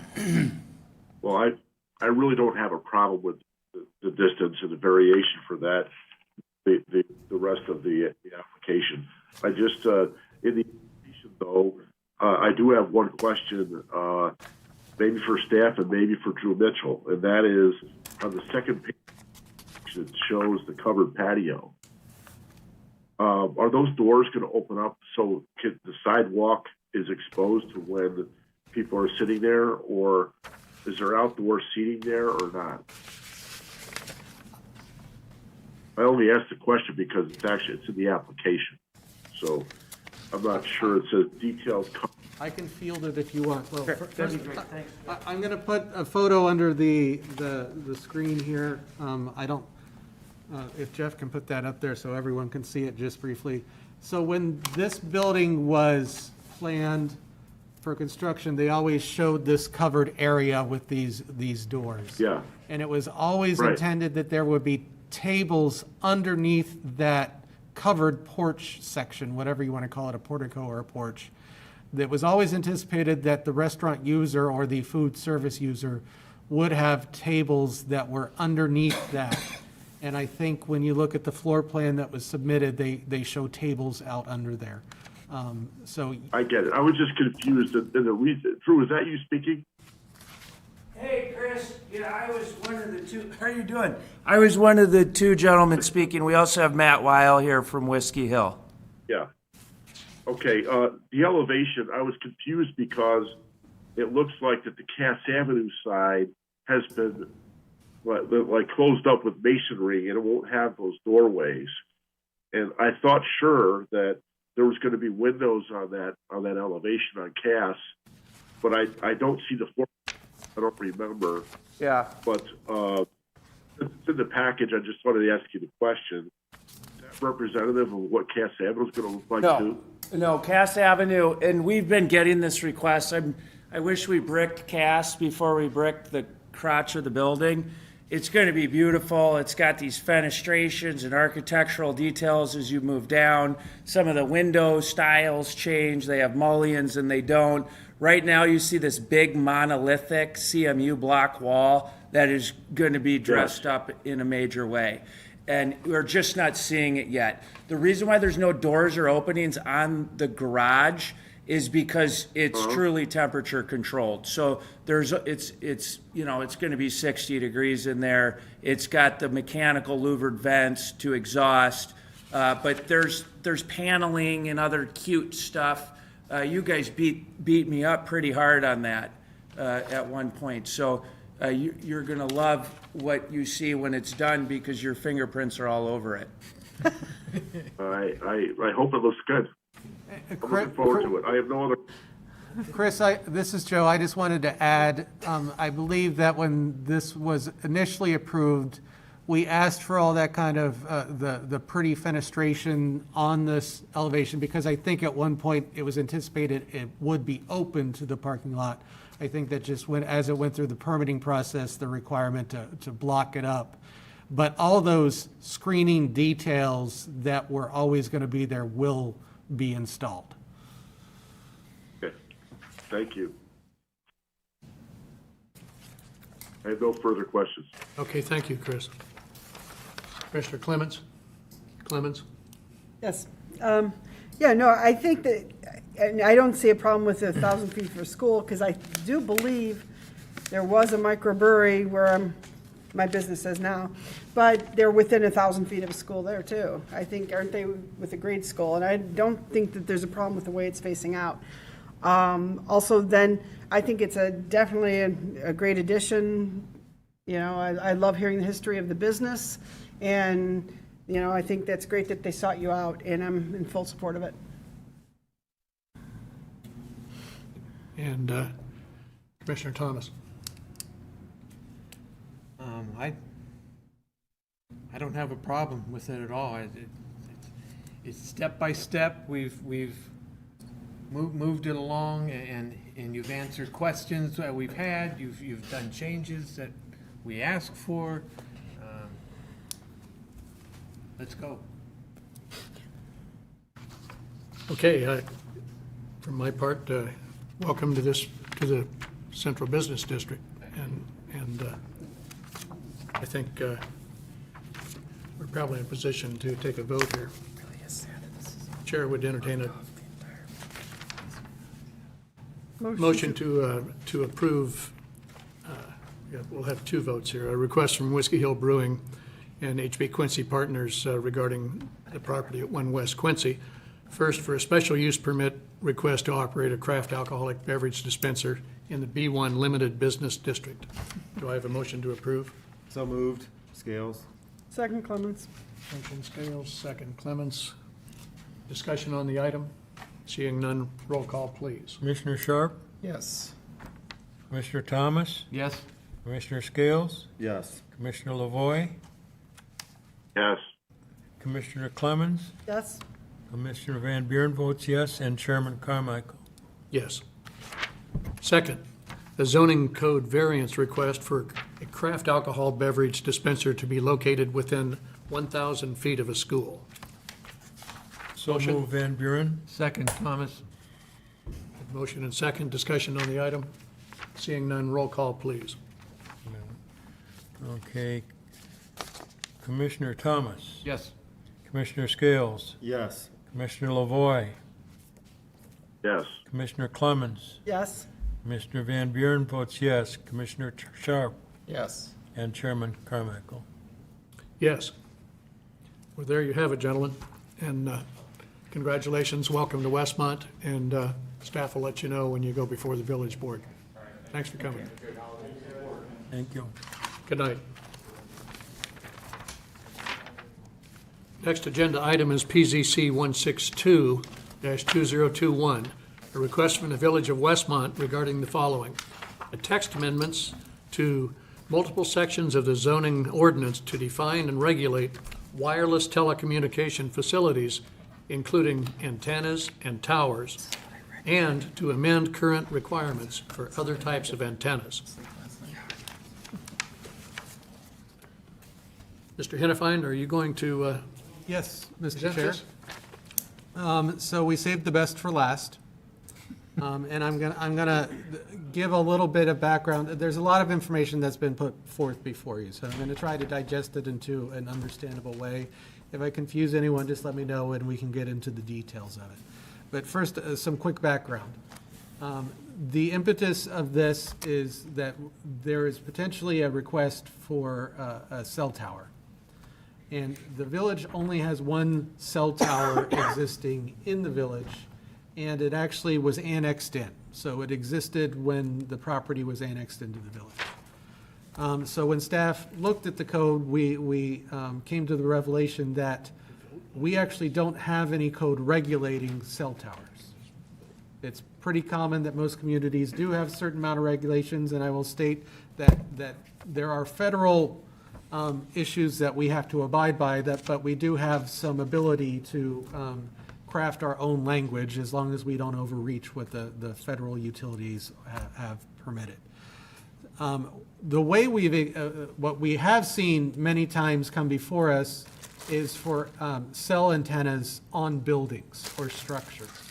So I know that we have some new faces here, maybe none have come recently, but we used to get a lot on the Hilton because a lot of facilities are on the Hilton. We have them on our water towers, but those were all on existing structures. In our code, although somewhat deficient, defined antennas, and we always used that code section for our ability to request things like a maximum height on the buildings. Usually it was 10% higher than what the building was. That they are painted to match. They make every attempt to screen any equipment that's on the buildings. But in this case, we don't actually have any code for a freestanding tower or any requirements. So we feel that the most appropriate step and measure is that we adopt some requirements. And of course, we don't reinvent the wheel whenever we start these. We look to other model codes. And so we base this off of similar model code that Attorney Zemanek had already worked with in terms of making sure that it met federal regulations. And then we figured out how it fit into our code and tweaked it as necessary. So there's 5 basic things that I'm going to touch on, but really it's 6. But really, so the first thing we're going to do is we need to create a laundry list of definitions. So if we're going to introduce a lot of new terminology and a new code section into our code, we also need to define some of those things that we're doing, that we're referencing in that code. So for example, a cell tower itself, we don't have a reference to that. So creating a definition for that is one of those things that's in the last part of the packet, which is some of the definitions that we're creating. Second is we want to create regulations specifically for cell towers, since that's what is primarily deficient. So in all cases, we would make cell towers a special use. I'll go through the zoning districts here in a second. So basically, no cell tower could ever be built without it coming before this committee or this commission and then village board. It will establish that procedure for the special use permit. And then also provides regulations for the removal and abandonment of a cell tower, because if it ever ceases being used, we want to make sure that it doesn't stand there in perpetuity until the owner of the cell tower either finds a new user or, the obsolete technology, it just sits there. We want to make sure that it gets removed. The third is we want to create regulations for cell antenna. So obviously the tower is the structure, but there are cell antenna, and those are the senders and receivers that are on the towers, and in this case also what exists on the buildings. We had always used our general antenna code, but now we're crafting some more specific code. And what the primary is, it makes cell antenna permitted uses. So basically, if a special use came in for the tower, it would then give them rights to put antennas on it without coming before this commission or the board itself within certain parameters, because obviously we're defining what they can do. It also, and I think the one change that's different, is it then allows them to be, because they're just antenna, on existing buildings, subject to minimum requirements. So the one difference that it's creating is we would not bring a cell antenna on a building back before this commission or in front of the board. We would just say all those standard things that we always had said. It needs to be painted to match, it should be screened when necessary, and all the equipment should be as hidden as possible, with height limitations as well.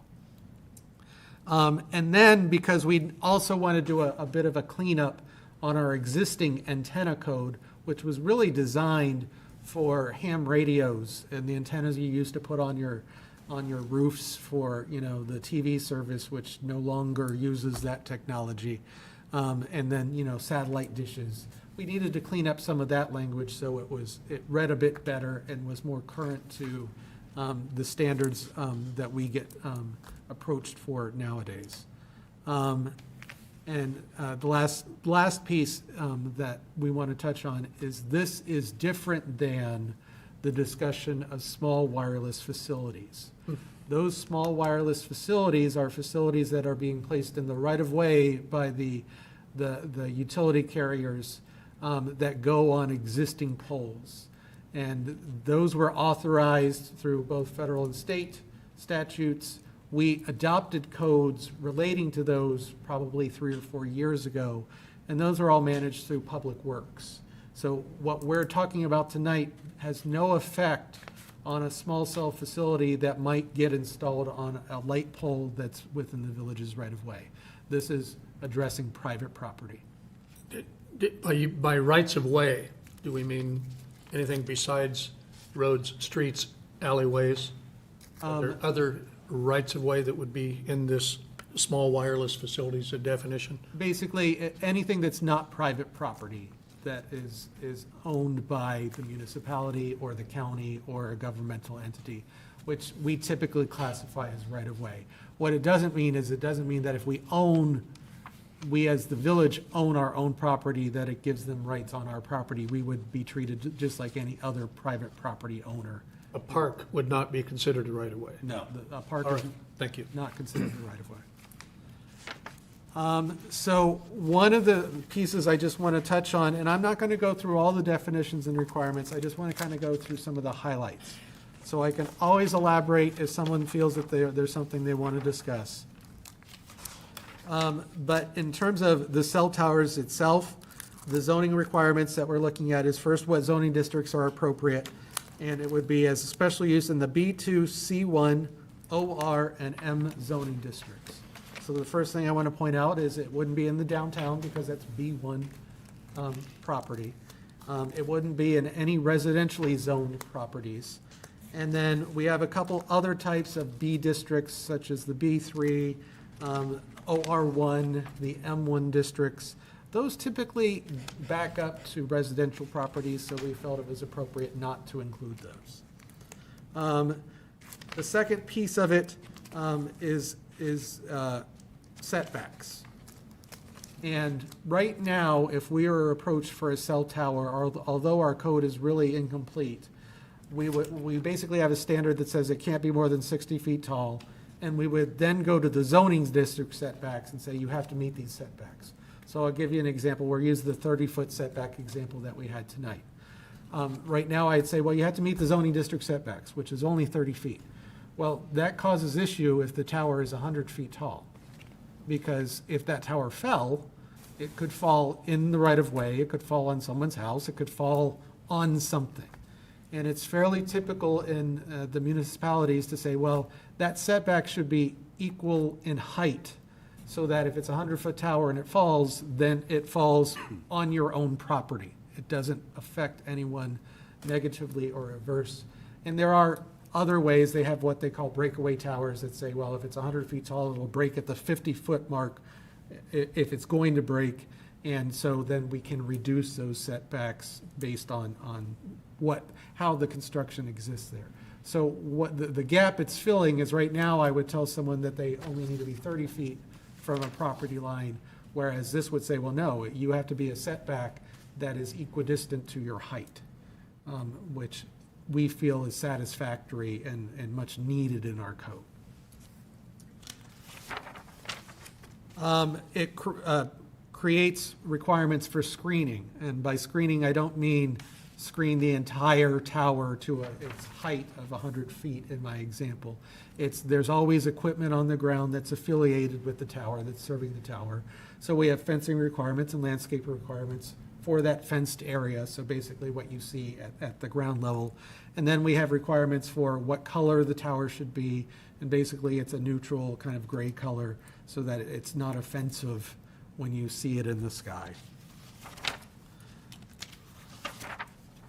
In terms of those cell antenna that are being either mounted on the tower or on the building, we have requirements of how big they can be. We don't limit them in number like we used to.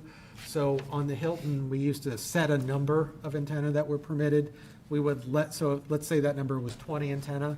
We would let them change them out without coming back for reapproval, but if they wanted to add the 21st antenna, we always brought them back through us. In this case, we're not limiting the number. We're just saying that if you're going to put it on the building, it has to be screened, or in the tower. It shouldn't project out too far off the tower. And it also gives preferences. So our first preference is a stealth tower. If you don't know what a stealth tower is, it's basically a good example is Darien has one that's on 75th, right around Fairview. There's a park there, and there's a stealth tower that it looks like a big, dense flagpole, and there's a flag on it. That's actually a stealth tower. Now, other extremes, in some of my other places, I've seen where it looks like a tree. I don't think we'd ever ask it to look like a tree, because it never really looks like a real tree. But our first preference is stealth it if you can, and tell us why you can't if you're not going to. And we would address that in the special use permit.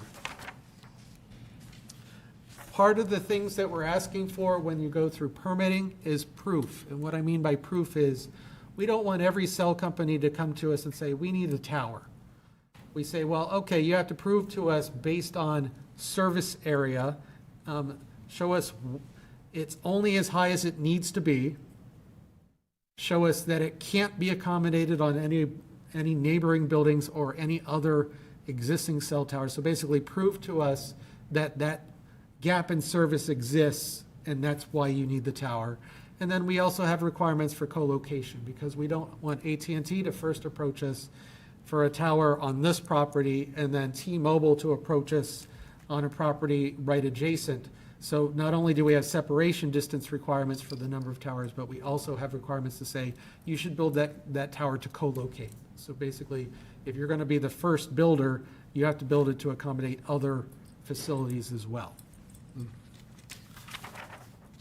I know I'm starting to lose people with with what I'm going over. So, and then that last piece of it is cleaning up the code. So you'll see a lot of strikeouts, you'll see a lot of additions, and that's basically because we're crafting a new section to address these cell towers and cell facilities.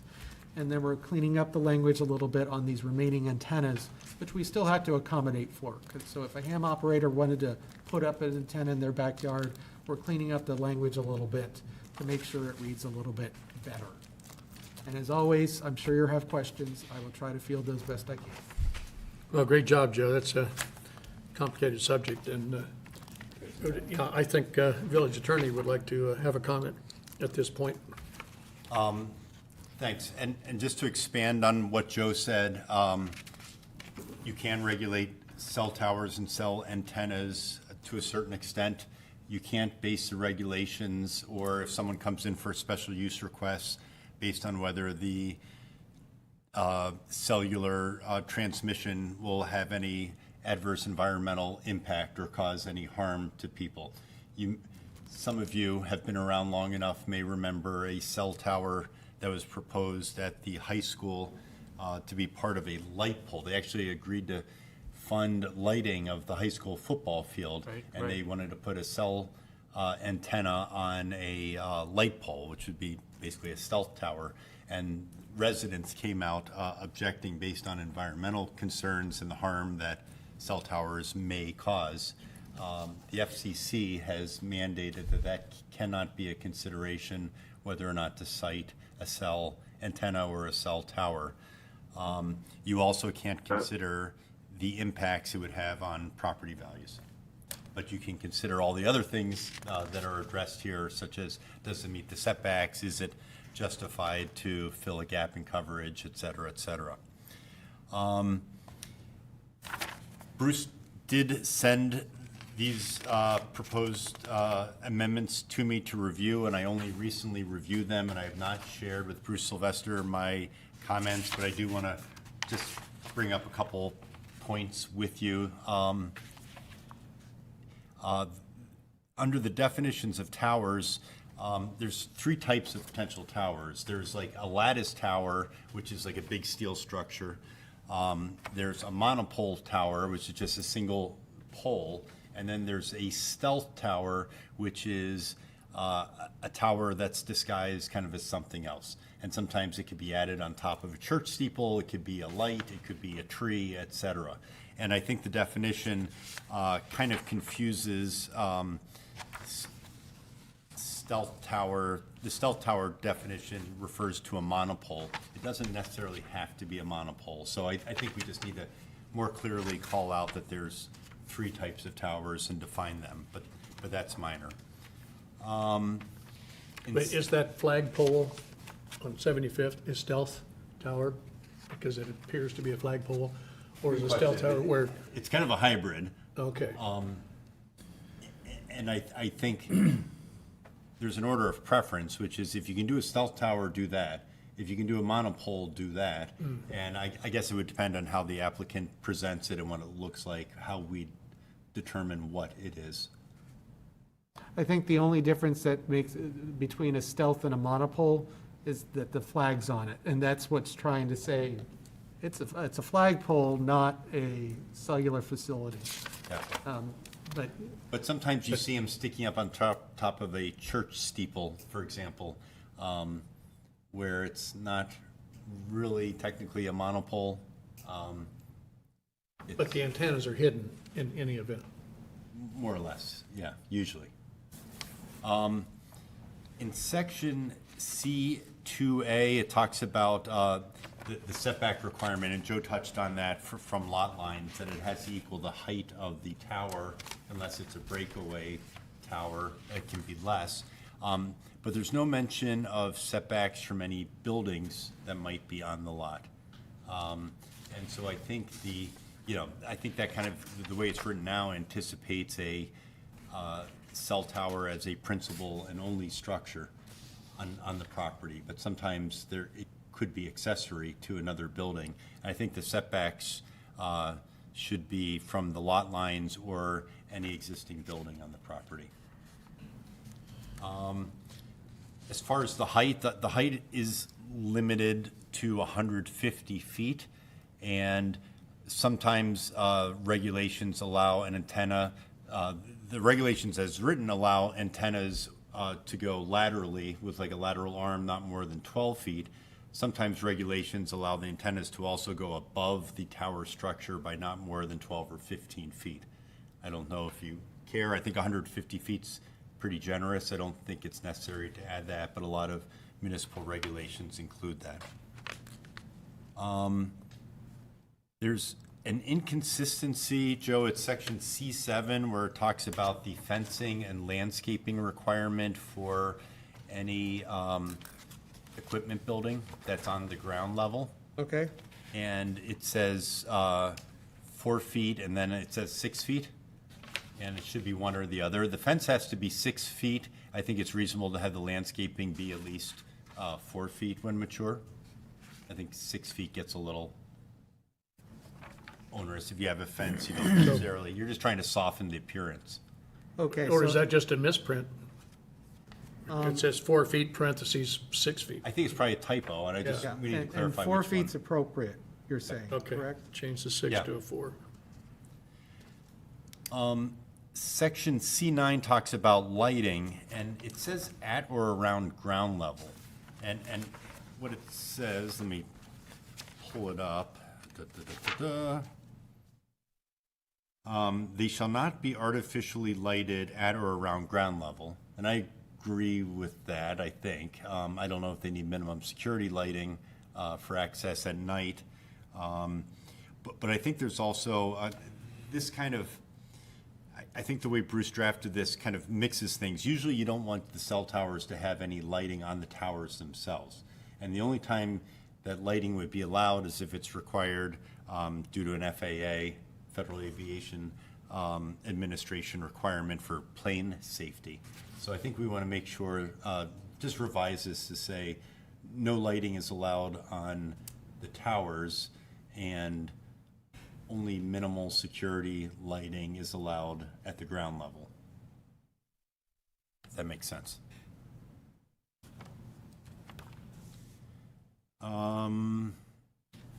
Section C10B does a good job of saying that cell towers have to be painted a neutral color. Joe touched on that. And then it says all cables and equipment, including antennas, should be enclosed within the towers and not visible whenever possible. Antennas are usually not enclosed, they're usually outside of the tower. So I think we just need to add some language that says any exterior antennas or cables or other equipment have to be painted to match the tower of the color, which is a neutral color. Section C12 says the towers have to be constructed to accommodate a minimum of 3 carriers. So like there have to be able to allow at least 3 antennas on them. I think there maybe should be an exception for the stealth antennas, which sometimes are much smaller and, as I said, are sometimes on a church steeple, and sometimes maybe those should be considered for a single antenna use. But I need to check into that. If it's possible to allow, to require multiple carriers on every single type of proposed stealth antenna, then I think we should do so. I know I'm diving into the weeds here a little bit, but Section D of this regulations talks about the antennas themselves, not the towers. And Section A2, the second bullet point there, talks about lateral arms or extensions for antennas. And I don't think antennas generally have lateral arms or extensions. That's covered. Towers sometimes have lateral arms or extensions, but not the antennas themselves. So I think we should eliminate that provision. Likewise, D5 talks about the lighting of antennas, and it talks about at or around ground level. And again, I think the antennas up in the air should not be lit. And we should just clarify that. Let's see, E5.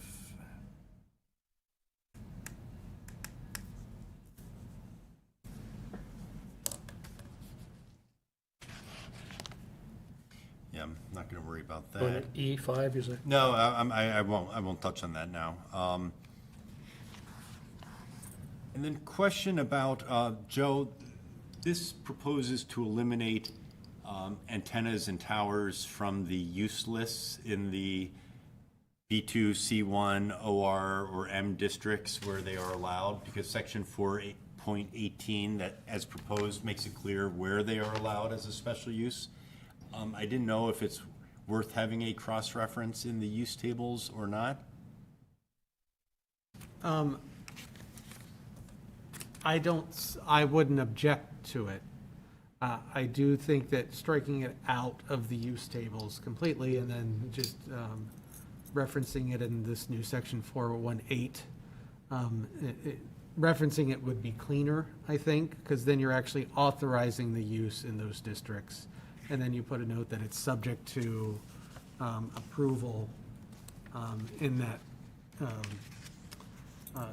section. Yeah, I think you could list cellular towers, special use, see section 4.18 in the use table. I don't object to that. And I say that because I think Bruce proposes to amend the accessory structure section of the zoning ordinance where all sorts of accessory structures are listed and allowed and in what yards they're allowed, et cetera. And he proposes listing it there because this towers and antennas could be accessory structures, but they also could be primary. At least the towers could be primary structures. So if we're going to list it in section 4.05E, I think we should also list it in the use tables. Okay.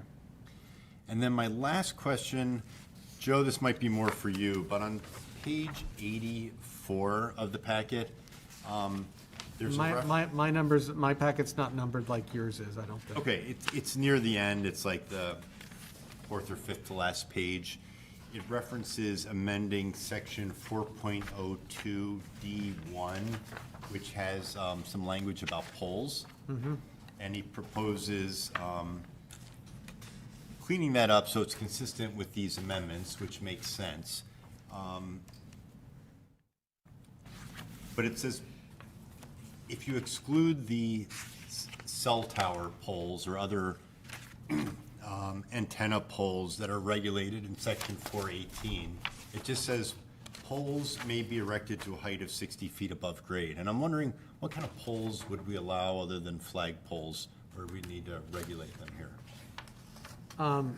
I don't know.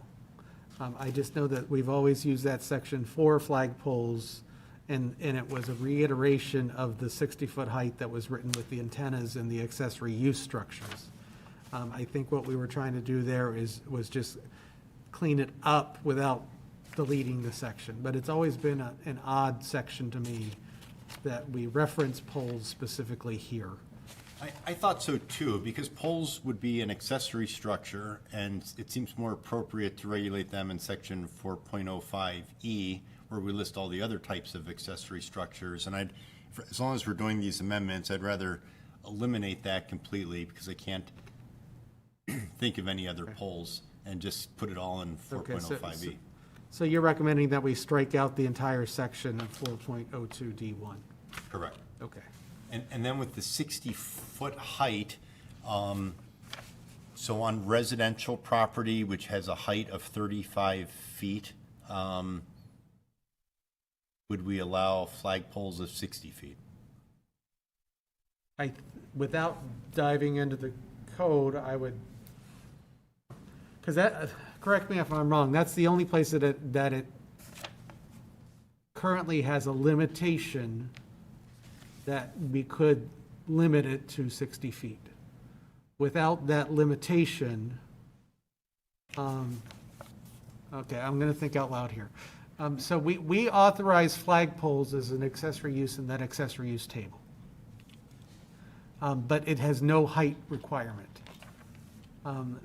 So we've discussed a recent project that's going to be moving forward. We were using the height requirement of the zoning district, because I don't think we specifically felt that this section was applicable to the flagpole, because flagpoles were listed separately and didn't give a height requirement with the where it was line itemed in the accessory table. So based on that, the way we interpreted that, I don't think that this would be authorizing a 60-foot flagpole on a residential property. I think we'd go back to the height requirement of the zoning district. Well, I guess as we make some tweaks to this, assuming it moves forward tonight, I think we should look at that and determine whether, and welcome any comments on flagpole height, but whether we should more specifically regulate, when it just says poles generically, limit it to flagpoles and limit the height of flagpoles to the height of the primary structure or something similar. Will you be following up with all of your recommendations in writing? I will. Okay. And that's all I have. Don't we already have something with regard to flagpoles and building height? Isn't that already? What it is that accessory use table lists flagpoles, and then if you look at that table, it says where are they permitted, and it says in front, side, or rear, and it says, and I'm pretty certain that for flagpoles, it says they can be in all those permitted encroachment areas, but it does not say limited to a height Oh, of. okay, then, That's correct. thank And you. what I'm hearing John say is maybe if we're going through all these amendments and if we're striking out this section referencing poles, then maybe we should add to that flagpole line item a note that says that it basically matches the height of the zoning district. Because I don't know that the village wants a 60-foot high flagpole with a ginormous flag in a residential area. I mean, sometimes you see those along highways in commercial. They make a lot of noise too. I mean, the wind getting in those big flags makes a lot of noise to the adjacent neighbors. But Burger King did that to us on Cass Avenue when they were, they're not there anymore. They moved from, but when they got so much sign limitation, we put that, they put a 100-foot flag right on Cass Avenue. Delegation. Okay. So how do we incorporate all these further amendment modifications? Well, I'd like to hear everyone's comments, but my plan is to make these cleanup items as stated. I don't know that you need to necessarily make a motion other than approve this with the suggested changes recommended by the attorney. I do have a question for you, John, specific to the flagpoles and amending that piece. I don't think we necessarily published an amendment to that piece of it. But I think it was, I'm going to have to look, I think it was, you mean when we list the specific code sections that are Well, being amended? not only when we list the specific code sections, but when the public notice that we ran for this, we basically made the statement that says, text amendments to define and regulate wireless telecommunication facilities, including antennas and towers, and amend current requirements for other types of antennas.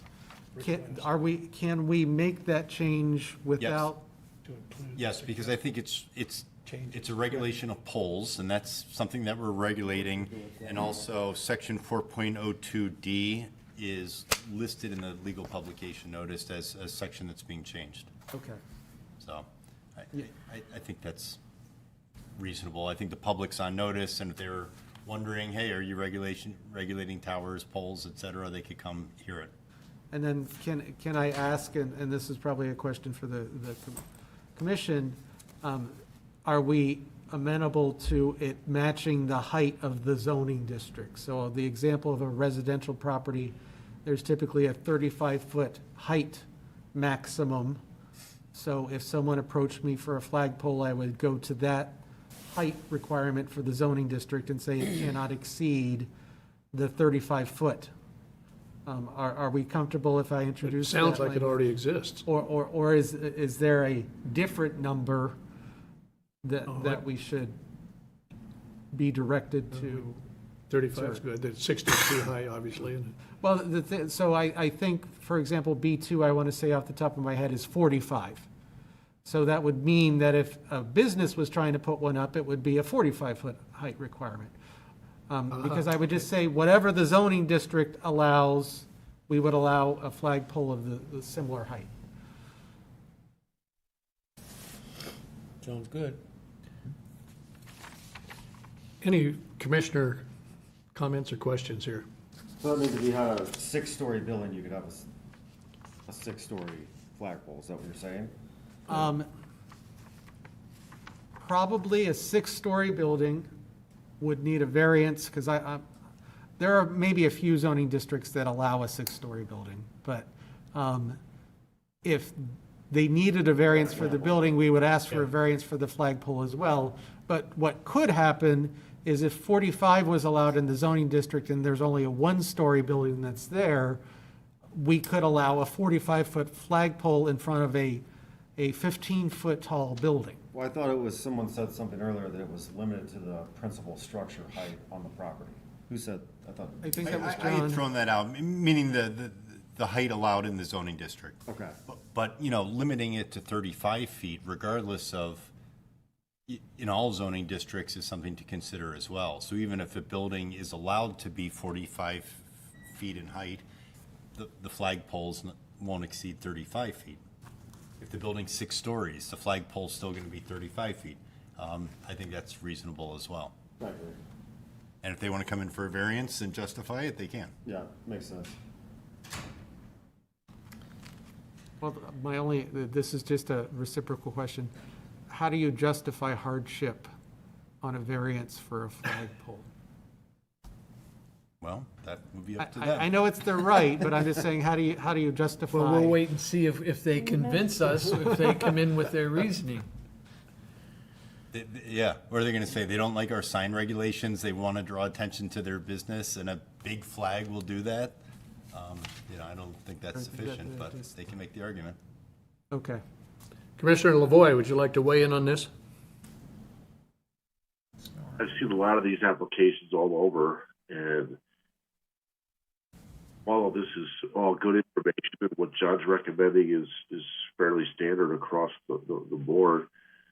The only thing that I would add that hasn't been touched on yet is that typically when cell towers get approved, all of a sudden there's a lot more equipment and a lot more items on the cell tower than what was originally approved.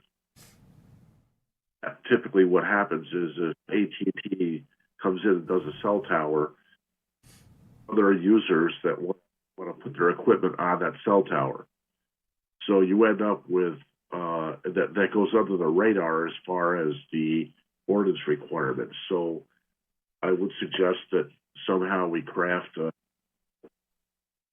some sort of language in there that would prohibit that from happening, because there's a lot of different things you find on cell towers.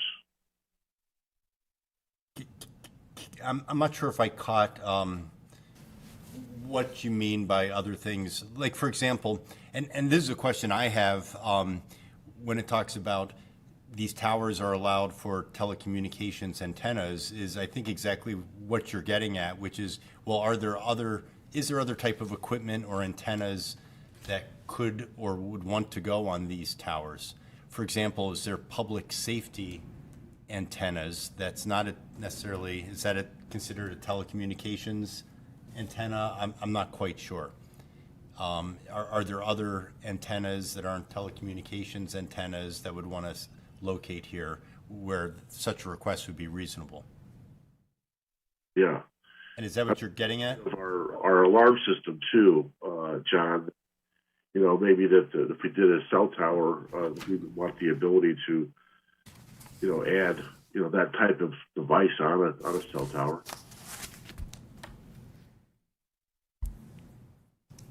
Oh, like a tornado siren or something Yes. like that? Okay. Could we craft into the special use approval? So right now, the way it's worded is that the tower itself needs a special use approval. And then it gives exceptions for the antennas that go on it once it's been approved. So we're not limiting the number or the size. We're just saying they can't be more than 12 feet out from the tower and they have to be painted to match. Could that language state that any other types of equipment that would be added to the tower would have to be addressed through the special use permit process? I think that's a great way to handle it. That's exactly what I'm asking for, Joe. Okay. That way we don't have all this other equipment hanging on us that we didn't see.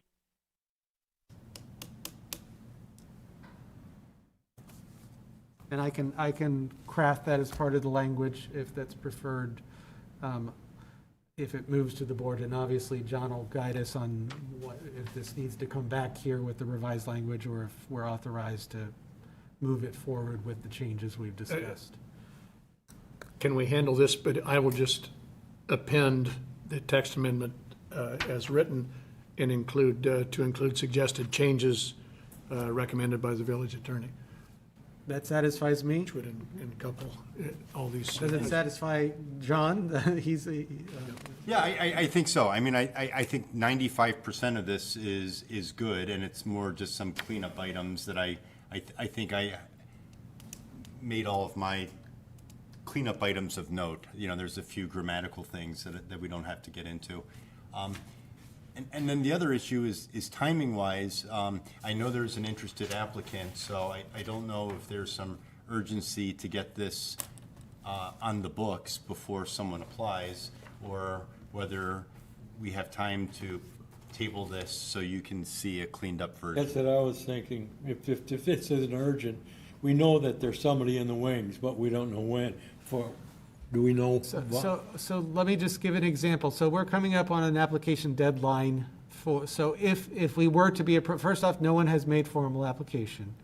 And if someone was to make formal application, my next deadline is this Friday, and that would not get them to a meeting before February. This item, if it was moved forward tonight, could be before the board as early as December 30th. So whether it came back here or whether we wanted more time to take it to the board with the revisions that you folks authorize with your vote, we don't necessarily have to rush it to the December 30th meeting. It can always be deferred, because the worst case scenario or the best case scenario is if I get an application on Friday for a cellular tower, they won't get before the board, before PZC till mid-February. And by then, I would think that we'd have it through the board for approval. So there's urgency, but no application that if we wanted to defer it for a little more time or to come back here, we probably got that time. Commissioner Van Buren, I do you think have a we've got motion? this, Yeah. to move it Well, forward. my question, to reiterate what John said and what Joe just said, is that give them a chance to clean it up and have it, and then we'll handle it at our next meeting. It'll be just mainly voting, but it'll have everything that's been discussed here tonight and changes. There's no hurry. So I would say table it until the next meeting.